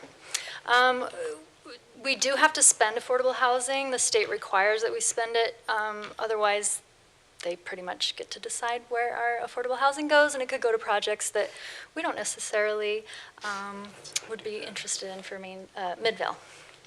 The project will also achieve the 11% of required development to reach our Main Street CDA tax increment participation cap, which is a great percentage chunk. And this is just a quick overview. The terms of the agreement have not changed since since you all approved the pre-approval. Again, the total project is about $19 million. The developer is bringing in about 4.2. Our incentive is approximately 6.2, and Zion's Bank is financing $10 million of the project. Again, our incentive is covering 50% of the costs, and this will provide 50 one-bedroom units to be affordable for 20 years for those who fall at or below 60% of the area median income. The Salt Lake market rate rent is approximately $1,600 for a one-bedroom. Utilities and amenities add that up to about increased that to about 1725 or more. When this project was appraised, the one-bedroom units could go for up to 1,800. So Midvale residents and people who are looking for affordable units are going to save a good amount of money with this incentive. So we're securing the RDA funding through the collateralization of some properties owned by the property owner. There's 4 properties in total for a total value of about $4.4 million. The RDA is in first position in this trust deed. Like I mentioned earlier, a subordination agreement is also included in this package as required by Zions.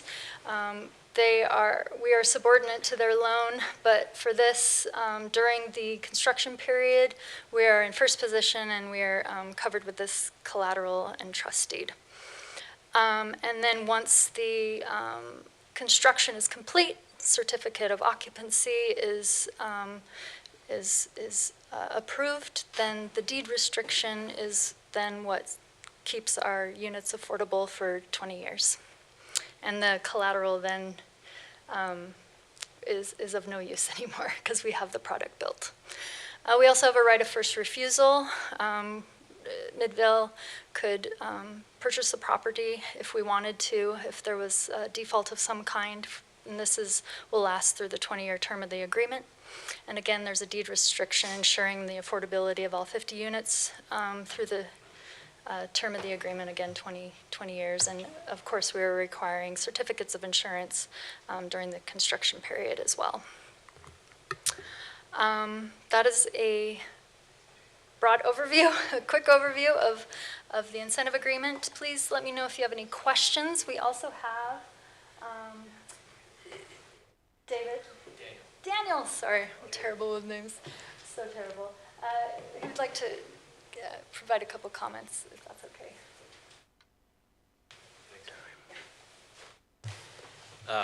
My business partner, Jeff Beck, is leading out on this, so I'm substituting for him tonight. He's got a conflict. But, you know, I toured Midvale Main Street with Jeff. Daniel, what's your last name? Stevens. Thank you. Yeah. Your business partner is walking in right now. Well, there he is, right on time. Okay, so Jeff, you're right on time. We just barely started. Yeah, so anyway, I was just telling them, walking. I literally just started. I gave you an excuse not to be here. They showed up. So I was just telling them I toured this with Brandon, your brother, like 6 or 7 years ago, the Main Street.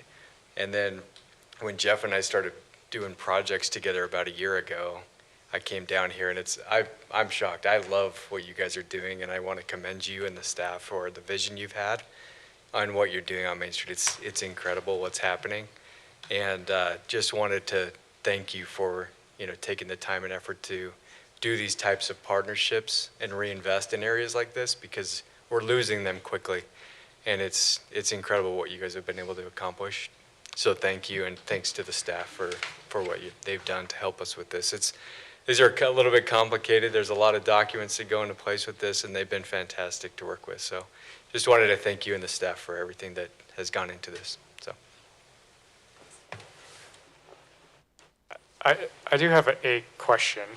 So I don't know if it's just a mistake or not. In the summary piece, it says for applicant project for affordable housing for households who fall at or below 80% AMI, and then the rest. Mistake, yeah. Okay, I know at one point I feel like one of our initial conversations was talking about having some flexibility in those units. So I'm curious.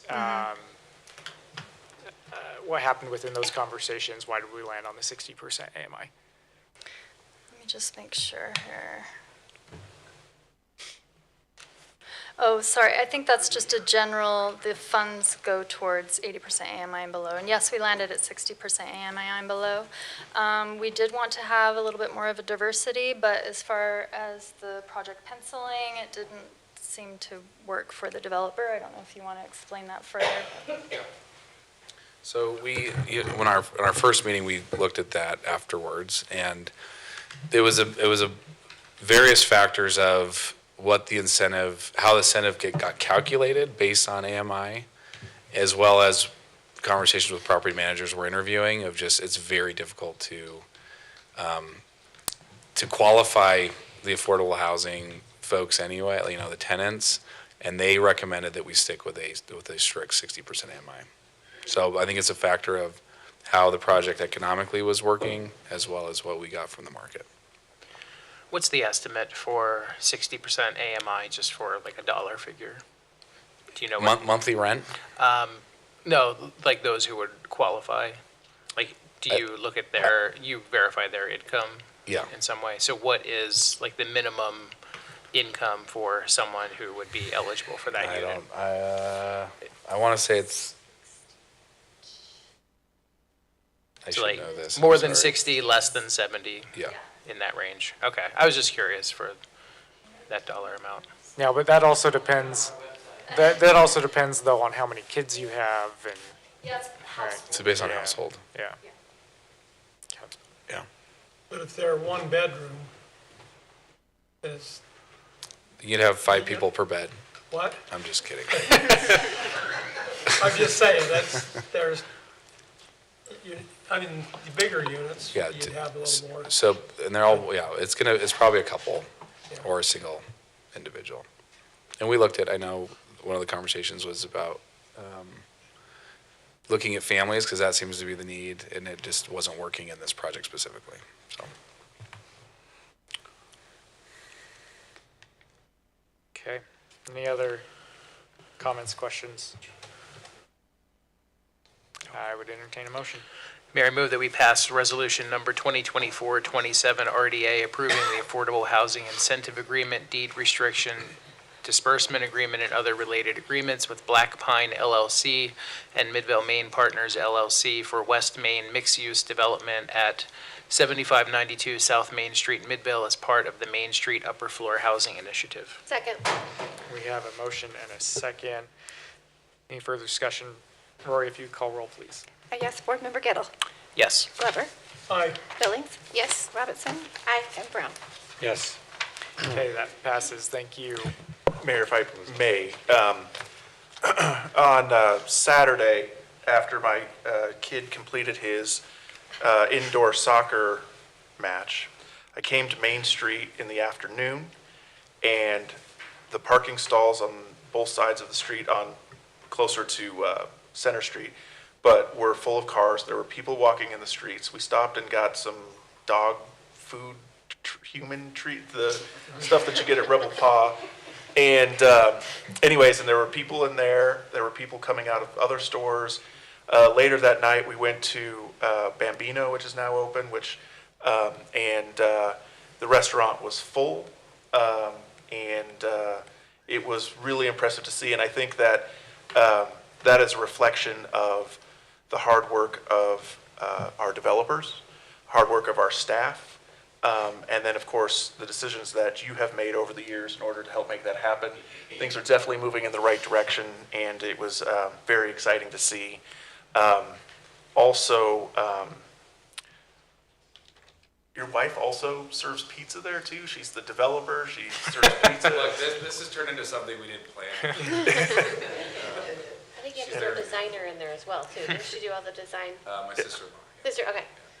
Anyway, thank you. Well, and can I just add to that? So,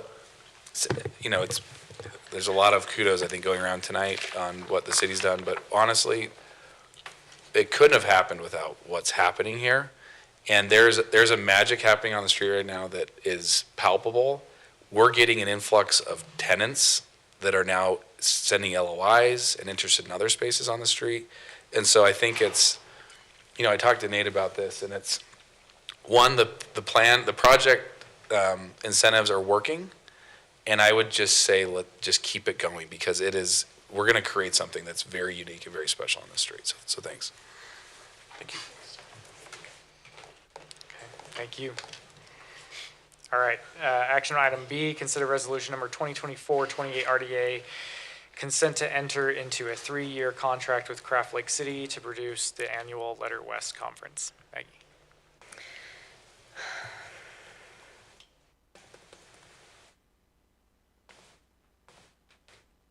Thanks, guys. Okay.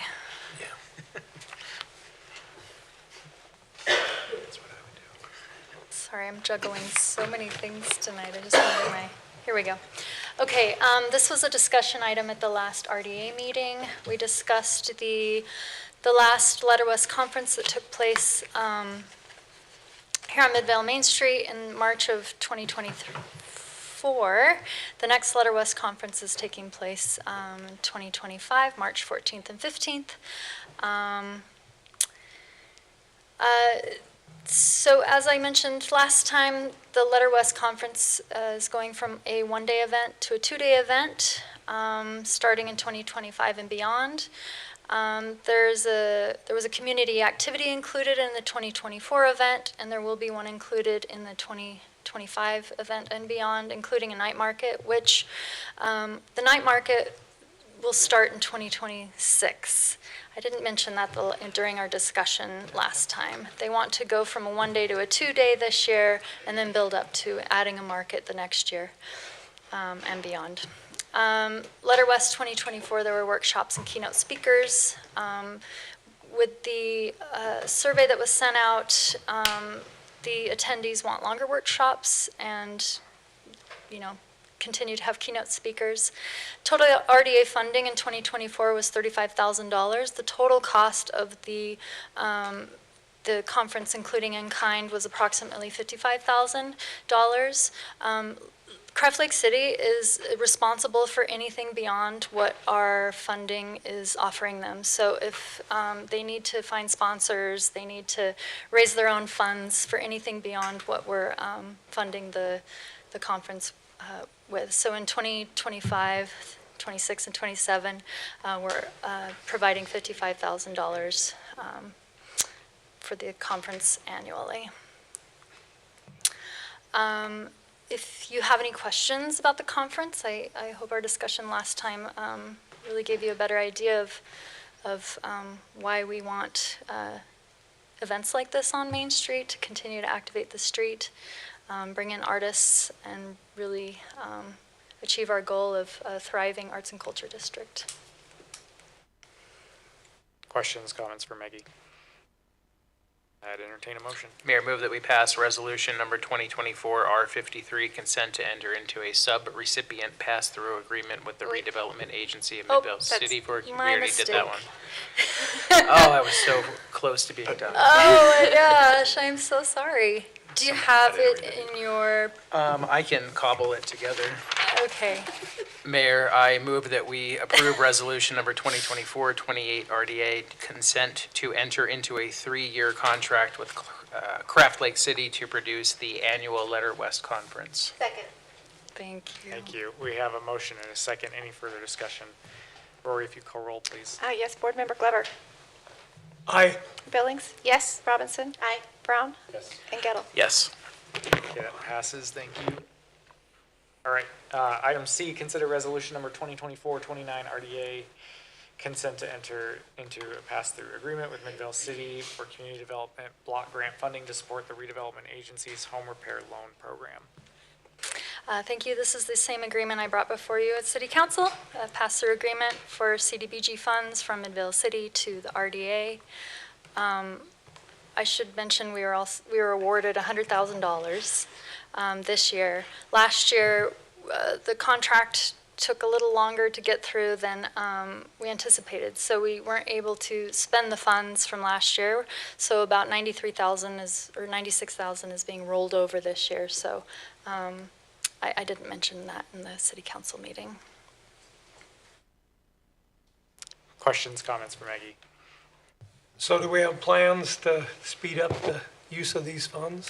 Yes, in fact, we also have matching funds. So the RDA is also matching $150,000 a year, and we're also rolling over last year. So right now we have about almost $500,000 in funds to spend. Laura just sent out a mailer to all residents in Midvale City, letting them know about these programs. And Tony here from NeighborWorks, they have received lots of calls. Do you want to give an update on the calls?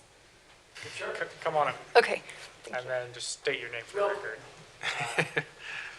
My name's Tony Simone. I'm the Director of Homeownership Services with NeighborWorks Salt Lake. And as Maggie was saying, in the last week or so, we've gotten 20+ inquiries through our website. That's how the homeowners apply. So the marketing plan that you guys have has been fantastic, and we are looking forward to, we've been working really hard on those home improvement grants and the down payment assistance, and we've got it kind of ramped up going, and the word is getting out, and that marketing plan is fantastic. So like I said, we have about 20+ in the last week.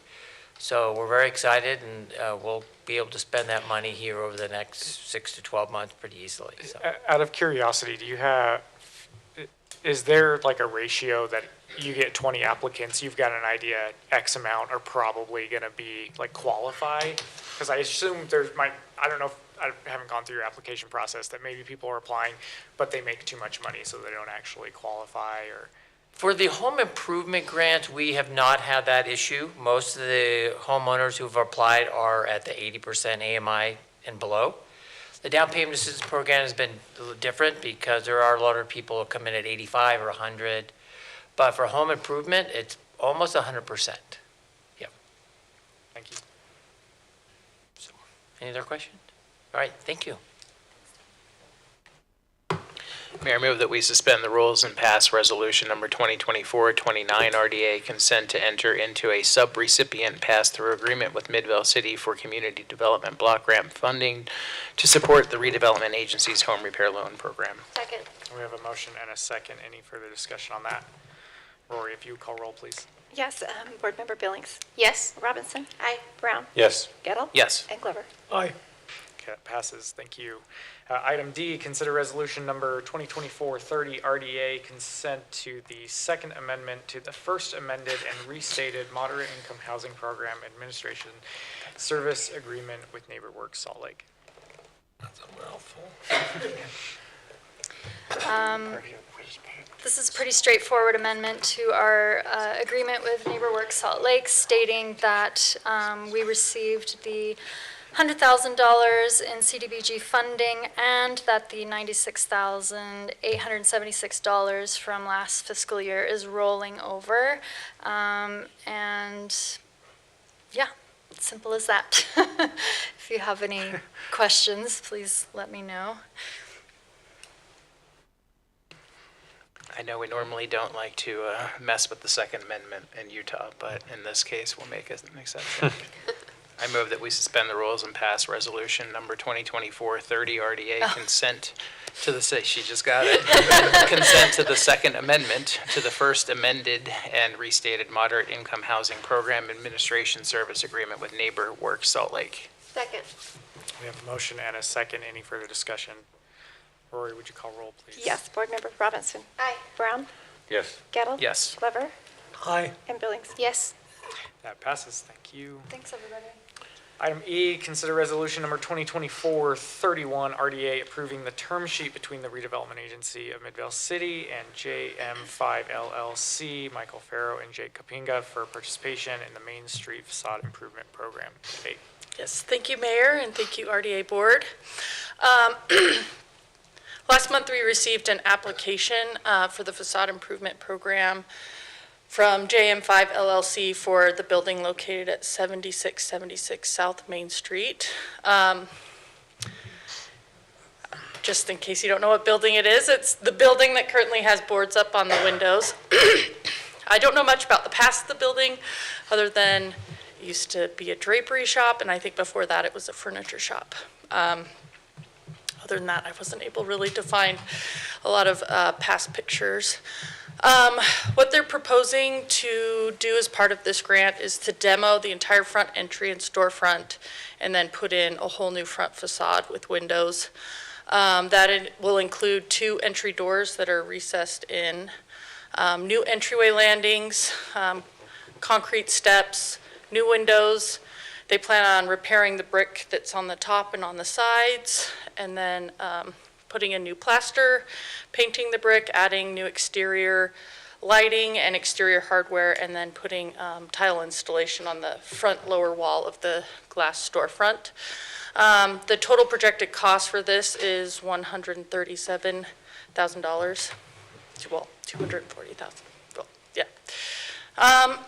Here is just a rendering of what the project will look like. So as I stated before, they're going to redo the brick on the top, put in tile, and then the new storefront with the windows, and they'll have an exposed steel column in the middle, but that it'll be painted black like the storefront. So that was the one change that's not in the rendering there. I took this to the committee, and they liked the idea of this project. They felt that it fulfilled the program objectives as it provided a noticeable contribution to Main Street, as it takes place on a historic building that is located on the north end, where a lot of buildings right now are getting new tenants, and it's being activated successfully. These improvements will be vital in attracting a new tenant to this current vacant and blighted building. We believe it's consistent with the character and vision for Main Street. They're restoring the brick, and with the installation of architectural elements that existed before will directly contribute to the look. We also believe that the renovations will enhance pedestrian accessibility, as it'll improve the building appeal and functionality. So after meeting with the committee, they are proposing that we give them the full amount of the grant for a single facade, which is $50,000, assuming that it has to be up to 50% of the total project cost, which is, they're projecting that $137,000. And then an easement term on those improvements for 10 years. Remind me, don't they have to have a tenant with like in a year? Yes, yeah. So just the additional terms, the very bottom one is that if it's vacant, they have to have a tenant in there within 12 months of project completion. And this one is vacant, right? Yes, it's Okay, currently vacant. sorry. Yeah. Let's see. The grant amount shall not exceed the 50% of the total cost of the improvements. The funding can only go towards those improvements included in the scope of work, and they have to agree to maintain and keep in good repair the facade or improvements that have been funded by the RDA. And then any questions? Mike said he was going to try to come, but he had a scheduling conflict that I'm guessing he couldn't get out of, so. So they're doing two storefronts, two separate spaces? Yeah, so there'll be two separate entries. They liked the possibility of potentially getting two tenants. They have talked, but it would also work if they had one tenant going in. So they like to have the options when they're looking at who can come into the building. I think that makes things a little weird. Like, what if they do get just a tenant that takes a path and fulfills within a year? Yeah. But then the other half, like, I don't want to be like, well, it's nice for them to like, oh, we have options, but for us, the whole goal to fund it is to find someone. So if we pay for the whole thing, they only get half. That should be clear that the other half has to have a tenant. Okay, so that when you have to have a tenant, the building needs to be fully leased, not half the building. Yeah, I think it's good That makes because it helps the whole area. It looks less blighted, but we're also not here just to make your building look nicer. Yeah. Like, there needs to be a return on investment. So for me, I like that we have that in there, but this I think is a little interesting that we'll do one or the other. Well, great for them, but for us, we made that decision for that reason. So I think we need to make sure that that's clear. I can do that. Well, since Councilmember Brown made the motion more difficult, I believe that he should make the motion. It's real small. Yeah, I'm trying to think how Sorry. I'm going to say. Right. So I should put that in there, Garrett, right? What I just said?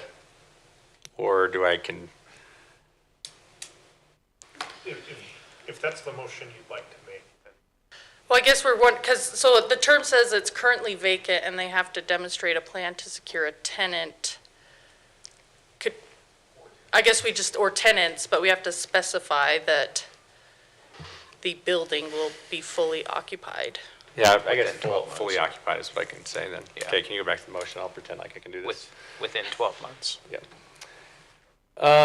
Okay, I move that we suspend the rules and adopt resolution number 2024-31 RDA, approving the term sheet, including an amendment to the term sheet that the building must be fully occupied within 12 months for a grant agreement between the Redevelopment Agency of Midvale City and JM5 LLC CO Michael Farrow and Jake Kapinga for participating in the Main Street Facade Improvement Program. Second.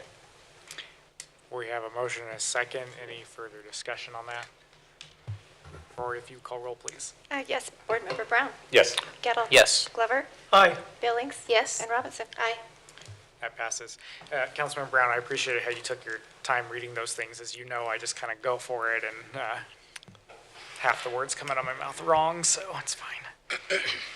Item E, consider resolution number 2024-31 RDA approving the term sheet between the redevelopment.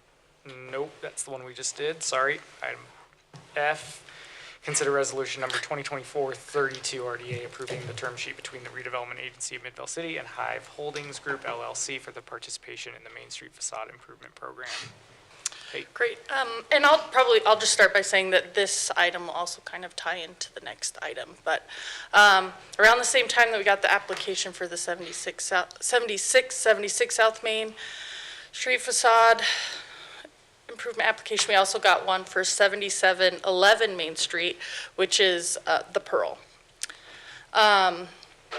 So they are proposing a facade improvement grant to help pay for the fabrication and installation of a marquee and blade sign, the replacement of lower level windows which open out to the street so that there can be serving to patrons on the street, new entry door, installation of tile leading into the entryway that kind of goes out into the sidewalk that says the Pearl on there.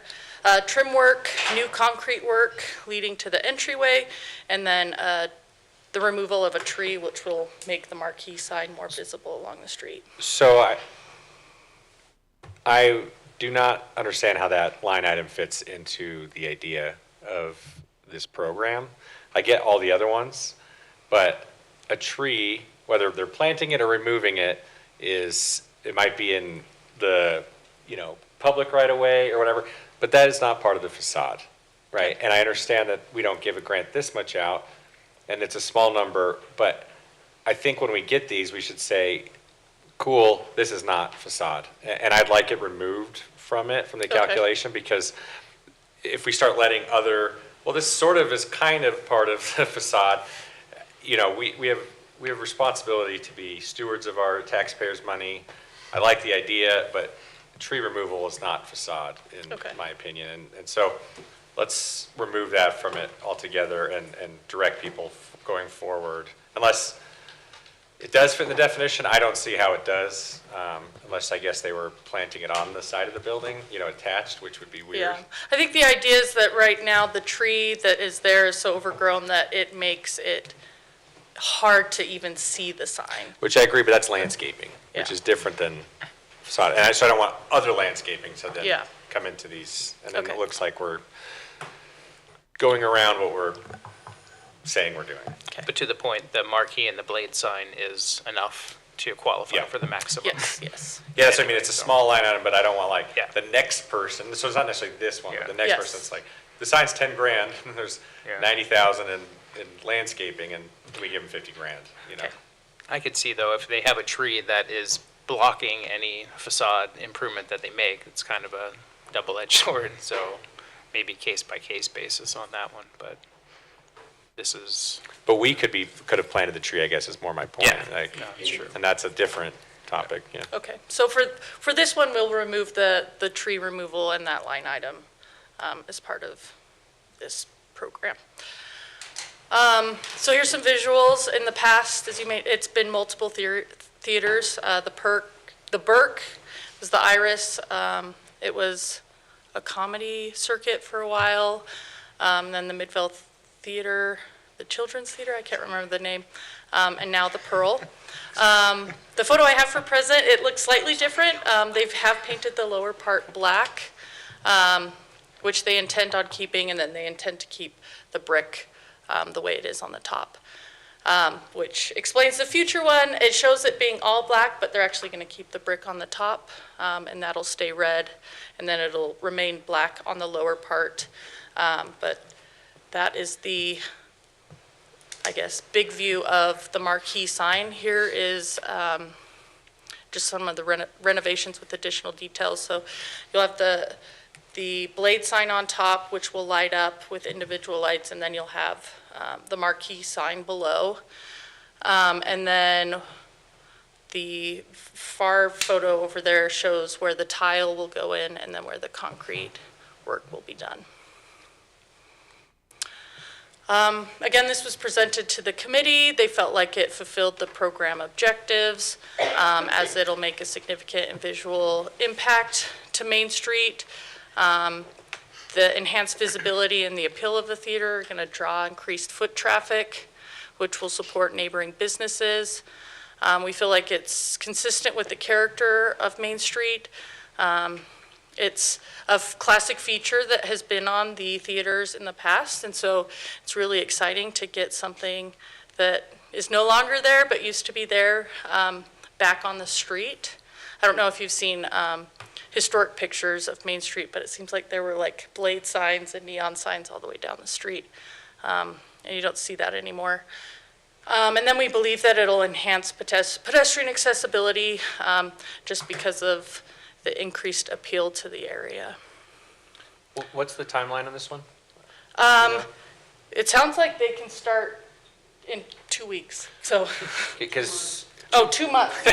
2 days. Oh, it's gonna take 2 months to complete the whole thing. Okay. So installed within, it'll take 2 months to manufacture and then install sometime after that.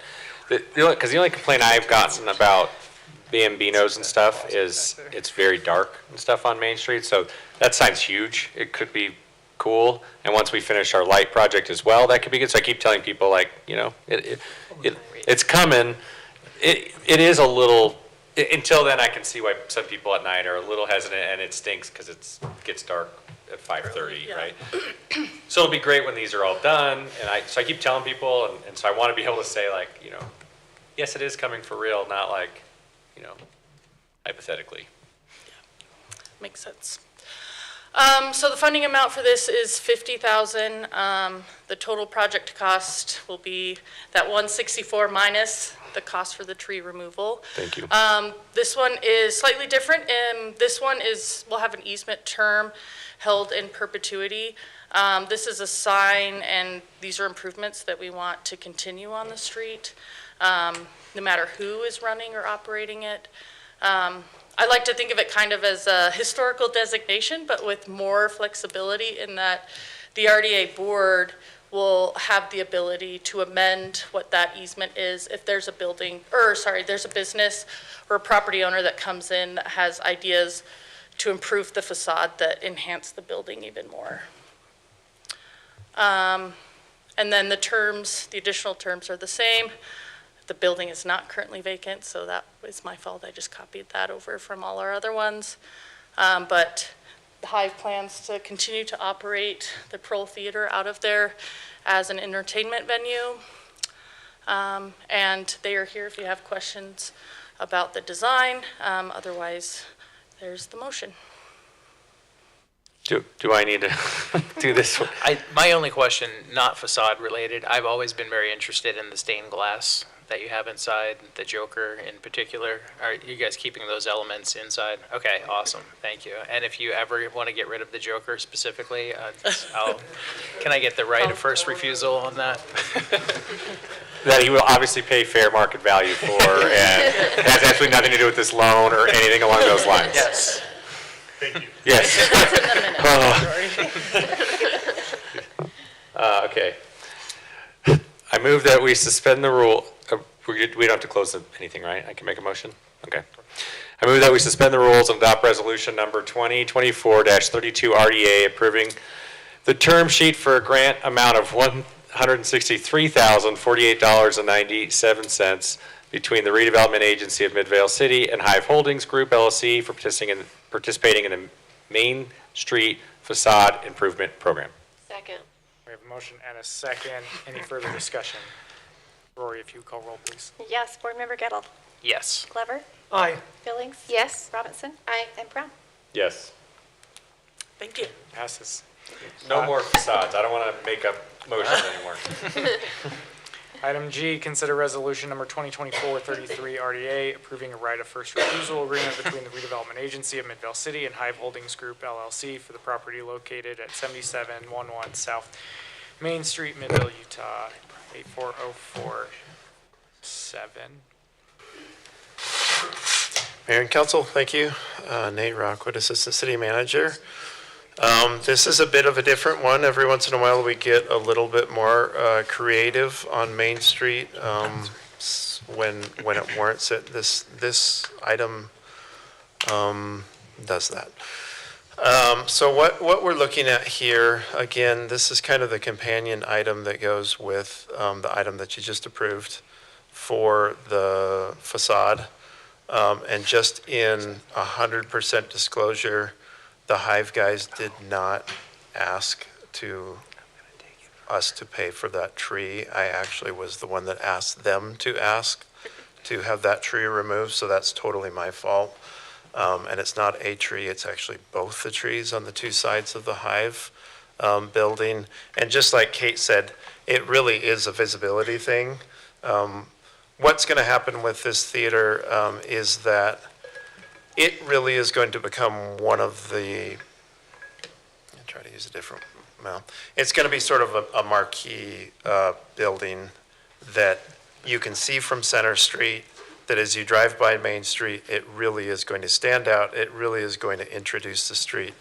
And I think, one of the things that we sometimes struggle with staff when consultants come to us, they say, can you give us a picture of something iconic in Midvale that we could put on the cover? And sometimes it's really a struggle for us to come up with something iconic in Midvale. The Wikipedia article had the bridge on State Street. That was our iconic photo. Yeah, so I think it still is. So that's a good example. I think that Main Street and the Pearl Marquee will become sort of at least one of those iconic things as we kind of build out different things on Main Street. But it really will introduce the street. I think we're doing some things on the north end of Main that introduce the street around the plaza here that will kind of be the north end of Main. I think the bank building and then the Pearl on the south end really introduce the street and say, look, there's something here, come walk down me.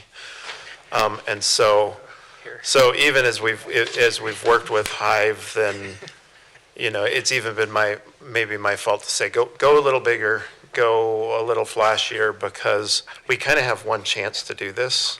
And what we put in there is going to be there for a long time, and we really want to kind of make it good, make it iconic.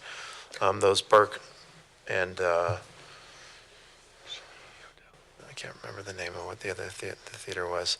Those signs were sometimes somewhat small. I could have changed here. The Burke and the Iris. And so what we're proposing here is there's two things about the Pearl Theater that are important. I just went over a lot of the marquee, and the sign is important. The look and the feel of it is important, but the use is also very important. When we talk about Main Street, we don't have these anchors, and so anything that anchors that arts and culture district is key to preserving and maintaining. We have the MPAC, which will continue to be a live theater or whatever the city deems appropriate for it. But the Pearl is really sort of a gem that we have in terms of activating the street. It's traditionally had a lot of live things in it for the last few years. Recently with Hive, they've actually been having more concerts and more things that activate the street. I think if you come down here even on weeknights, then sometimes you're surprised that there's actually events and things going on there. So they've done an amazing job at activating that street. I think the facade will do more to even activate that and just be a key part of the street. Just so that you know, before Hive bought it, there were other people that were looking at buying it, and all those uses have not always traditionally been for a theater. So someone that was looking to buy it before Hive bought it, we're really looking at putting an office space there, looking at putting in retail. Even recently, Hive had it up on the market for just a little bit, and they got interest from people wanting to put a church in there. So some of these uses that would not facilitate necessarily what we're trying to do with Main Street. And so that's why this item is kind of being brought to you. And what this is what we're proposing here is working with Hive to put a right of first refusal on the theater, and that's really about maintaining it as a venue for live and as a theater. So something that we're looking to do, this isn't a tool that I imagine that we will use anywhere else on the street. It's very specific to this location, but I feel that it's very vital as the street develops that we take that interest in it. I do actually visit a lot of main streets. I visit a lot of different active areas across the country. And it's amazing for me to see how many of these theaters have disappeared. Just last night around this time, I was standing on Broadway in Los Angeles, and I was looking at the probably 40 different theaters that used to be on Broadway in Los Angeles. And now I went up and down the street and I counted, there's actually 6 of them that are still used as theaters. And some of them, the city of Los Angeles has put some significant effort into not restoring them, just making them so that they don't fall apart or so that they don't get bought and turned into something different. So they know that they have a lot of work to do there. If anybody's walked down Broadway in Los Angeles, you know there's a lot of work to do, and I wouldn't recommend doing that at 9 o'clock at night. But we think that this is a very important thing for Main Street. So some of the key terms to this, it would be the right of first refusal. If for any reason that property did go up for sale, the owners would have to notify us that it was going up. We would then have terms, 30-day terms to match that offer with the intent to purchase. That would obviously come to the council, and we would have a full debate on how we would purchase that, why it would be important, whether that was the right thing to do or not. There would be a due diligence process, and we would go through all that. Now, what's different about this this right of first refusal is typically when you go to an owner and you say, we're going to give you X amount of dollars so that we have a right to purchase your property, they can do whatever they want with that X amount of dollars that they get. What we're saying here with this one is we want to buy this right of first refusal, and what they have agreed to with that funding that we have given them is to match the grant that you just authorized and to put all of that funding back into the facade. So really what we're doing is we're getting a perpetual easement on what the building looks like and what the facade is going to be, and then we're kind of getting it's not a perpetual, but a right to always decide, or not, I shouldn't say, sorry, a right to decide if for some reason this was ever sold, what the use of that building would be as well.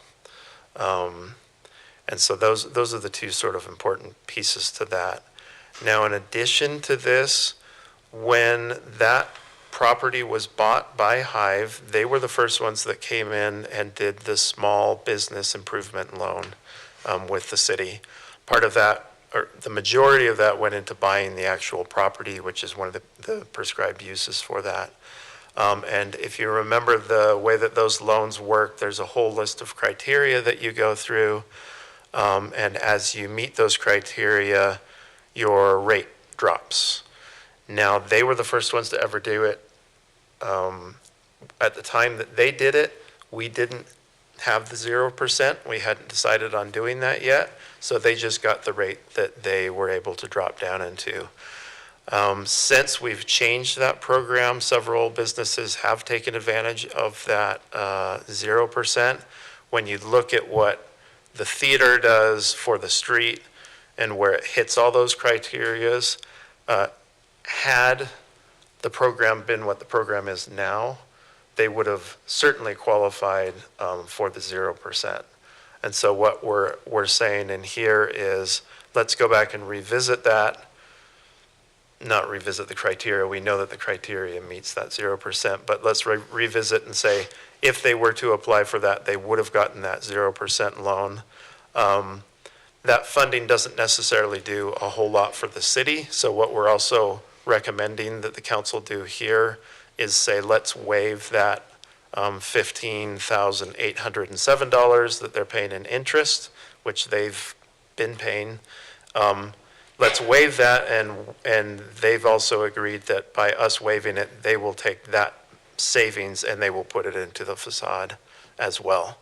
So we're doing everything we can to work with them, work with the programs that we have, get as much protection as we can for the city, and get this facade to look and be the incredible thing that we all know that it could be as soon as we possibly can, which is what RDAs do, is they make things happen sooner than they normally would have. And so that's the details of this. I know it's a complicated sort of thing. We kind of have it here. So the 164, just above $164,000, how that would be paid for would be the facade funding that you just awarded, the waiving the interest and that money going into paying for that, and then the money going into buying that right of first refusal. We get the right of first refusal. They put all of that money into improving the facade. So it's a bunch of, we're kind of, every once in a while, when you want something to really happen and you know it's important, you kind of throw the kitchen sink at it. This is an example of kind of throwing the kitchen sink at something that I think is really going to be valuable. Nate, thanks for mentioning, the process and also the trees and whatnot. I'm perfectly fine if the RDA or the city even helps pay for tree removal. I just can see in like 10 or 20 years when all of a sudden it turns into a landscaping thing when it should be a facade thing, we'll look back and see how we started it. So that's the reason why I removed it, and I want to keep it off. But I still think probably on a bigger discussion point, the trees, I like trees on main streets and stuff like that. I don't know if those are the best trees there anyways, and they might hinder some of the lighting and whatnot. Like, I don't know, I hate to use this term because it's governmenty and expensive, but do we have like a master plan or something with trees on that, regardless of this project, you know what I mean? There is, so within the I'm going to forget the name. What's the name of the study that we just did, the landscaping? Yeah. Streetscape landscape lighting study that we just did last year, it actually does call out for a comprehensive sort of tree plan. Matt and I just met last week with Glenn and his staff, and one of the things that we talked about was, are those the right trees? Should we maintain those trees a little bit better, which I think is the first step that we're going to do, but also look at over time, how do we replace those trees and make it so that we have a better treescape landscaping thing down Main Street. We don't want to go in and just cut out all the trees and put new trees in, but that's something that we'll come up with a plan on, maybe replacing, gradually sort of replacing with better trees. Yeah. Now on this site here, I think because of the way that the trees are as tall as they are and the way that they cover the signs on both sides, it makes sense to actually remove those trees. And I was going to go out today and take pictures of the sidewalk and the way that the concrete is there, because it's actually pretty messed up there. Yeah, there was a middle one too there was a middle one died. too. There's a lot of other things. So part of this, and I know it's the borderline of what's a facade and what's a streetscape, but any theater that you go, and I did go and take a bunch of pictures of this in LA last night, and I decided not to subject you to those. of how many of the theaters in front of them, actually not how many, all of them, the sidewalk actually changes, and that's such a big thing when you come to the marquee, because the marquee has lights that shine down onto the sidewalk, and the sidewalks sparkle up or has designs that kind of go up. And so it really announces the entrance of the theater.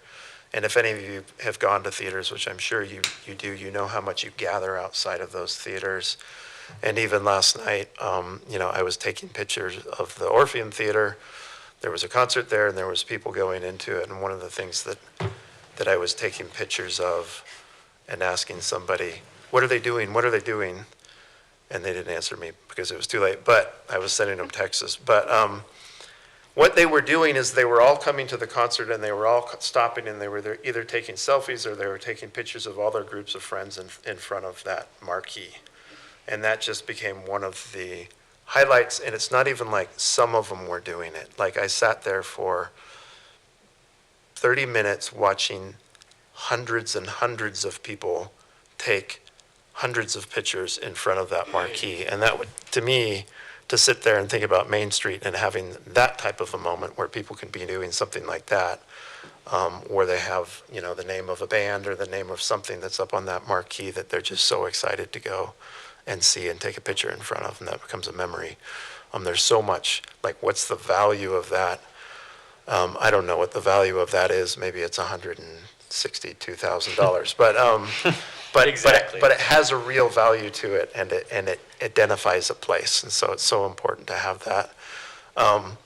And so I asked the Hive that they not only work on the facade, but that they work on a sidewalk sort of design right out in front of the theater that complements the marquee and complements the blade sign.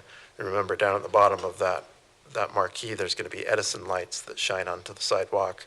There's going to be the tile, there's going to be the pearl, there's going to be the sparkle sidewalk that all comes up, and all just creates a moment there that I think is important, and it's kind of a one shot. Let's do it right, and let's see what we can make happen there. Anyways, I'm talking too long, so I'm going to stop.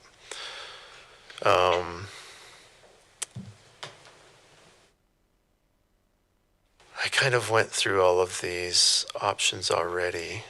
These are in your packet. The facade easement will be, sorry.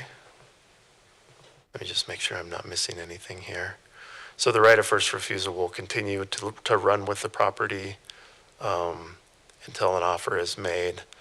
There's even a clause in there, I'm not sure how we exercise this, but we might be able to, where if another theater group, if for some reason the Hive decided to sell it and the group that was coming in to offer wanted to run it as a theater, that there's a way that we could pass on our right of first refusal and allow that right of first refusal to continue into their ownership so that we maintain that. That would be a little tricky on how we get that, but I think that somebody who wants to do a theater might be able to work with us. So if there's any questions on that, see, so, and I put these in here and I was just going to show them. The Strand is a theater that's on Duval Street in Key West.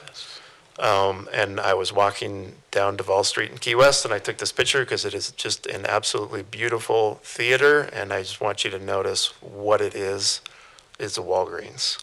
We certainly don't want something like that to be a Walgreens. I took this other picture last night. These are two of the Tower Theater, downtown LA, and then the Rialto Theater right next to it. One of them is an Urban Outfitter. The Tower Theater, if you notice the little Apple, that's an Apple store. Some people might not be against having an Apple store on the main street, but we certainly don't want to lose the use of the theater that we have to something like this. The hometown that I grew up in has a small Main Street, a theater that I used to play in with my band. It's no longer there. The street took off. It gentrified. It's a beautiful, amazing street. It's in our Main Street master plan because the parking strategy that they used I thought was perfect, and so I kind of said if we could ever replicate that, we should. But at the same time, the one theater that they have on their street disappeared and it turned into a retail outlet. And they actually tore the sign down and it's gone forever. I worked in the museum down in that city when that happened, and we went out and looked at it. And the way they had to tear that down actually mangled the sign so much that we didn't even want to keep it anymore. And it was really sad to see that disappear.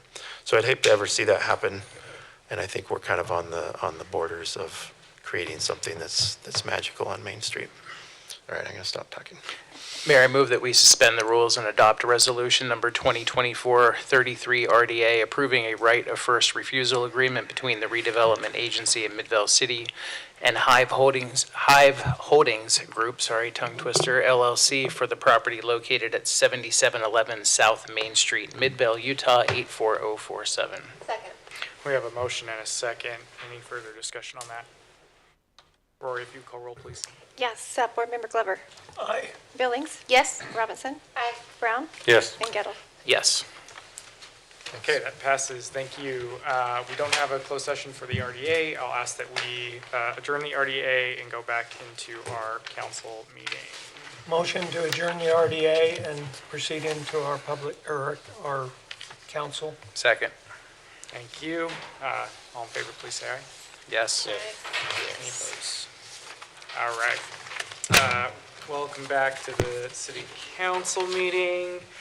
We do have a closed session for the discussion of the character, professional competence, or physical or mental health of an individual. I would entertain a motion to enter into that closed session. Mayor, I motion we go into a closed session. Second. Thank you. We have a motion and a second. Rory, if you would call roll, please. Yeah. Councilmember Billings. Yes. Glover. Aye. Robinson. Aye. Brown. Yes. And Gettle. Yes.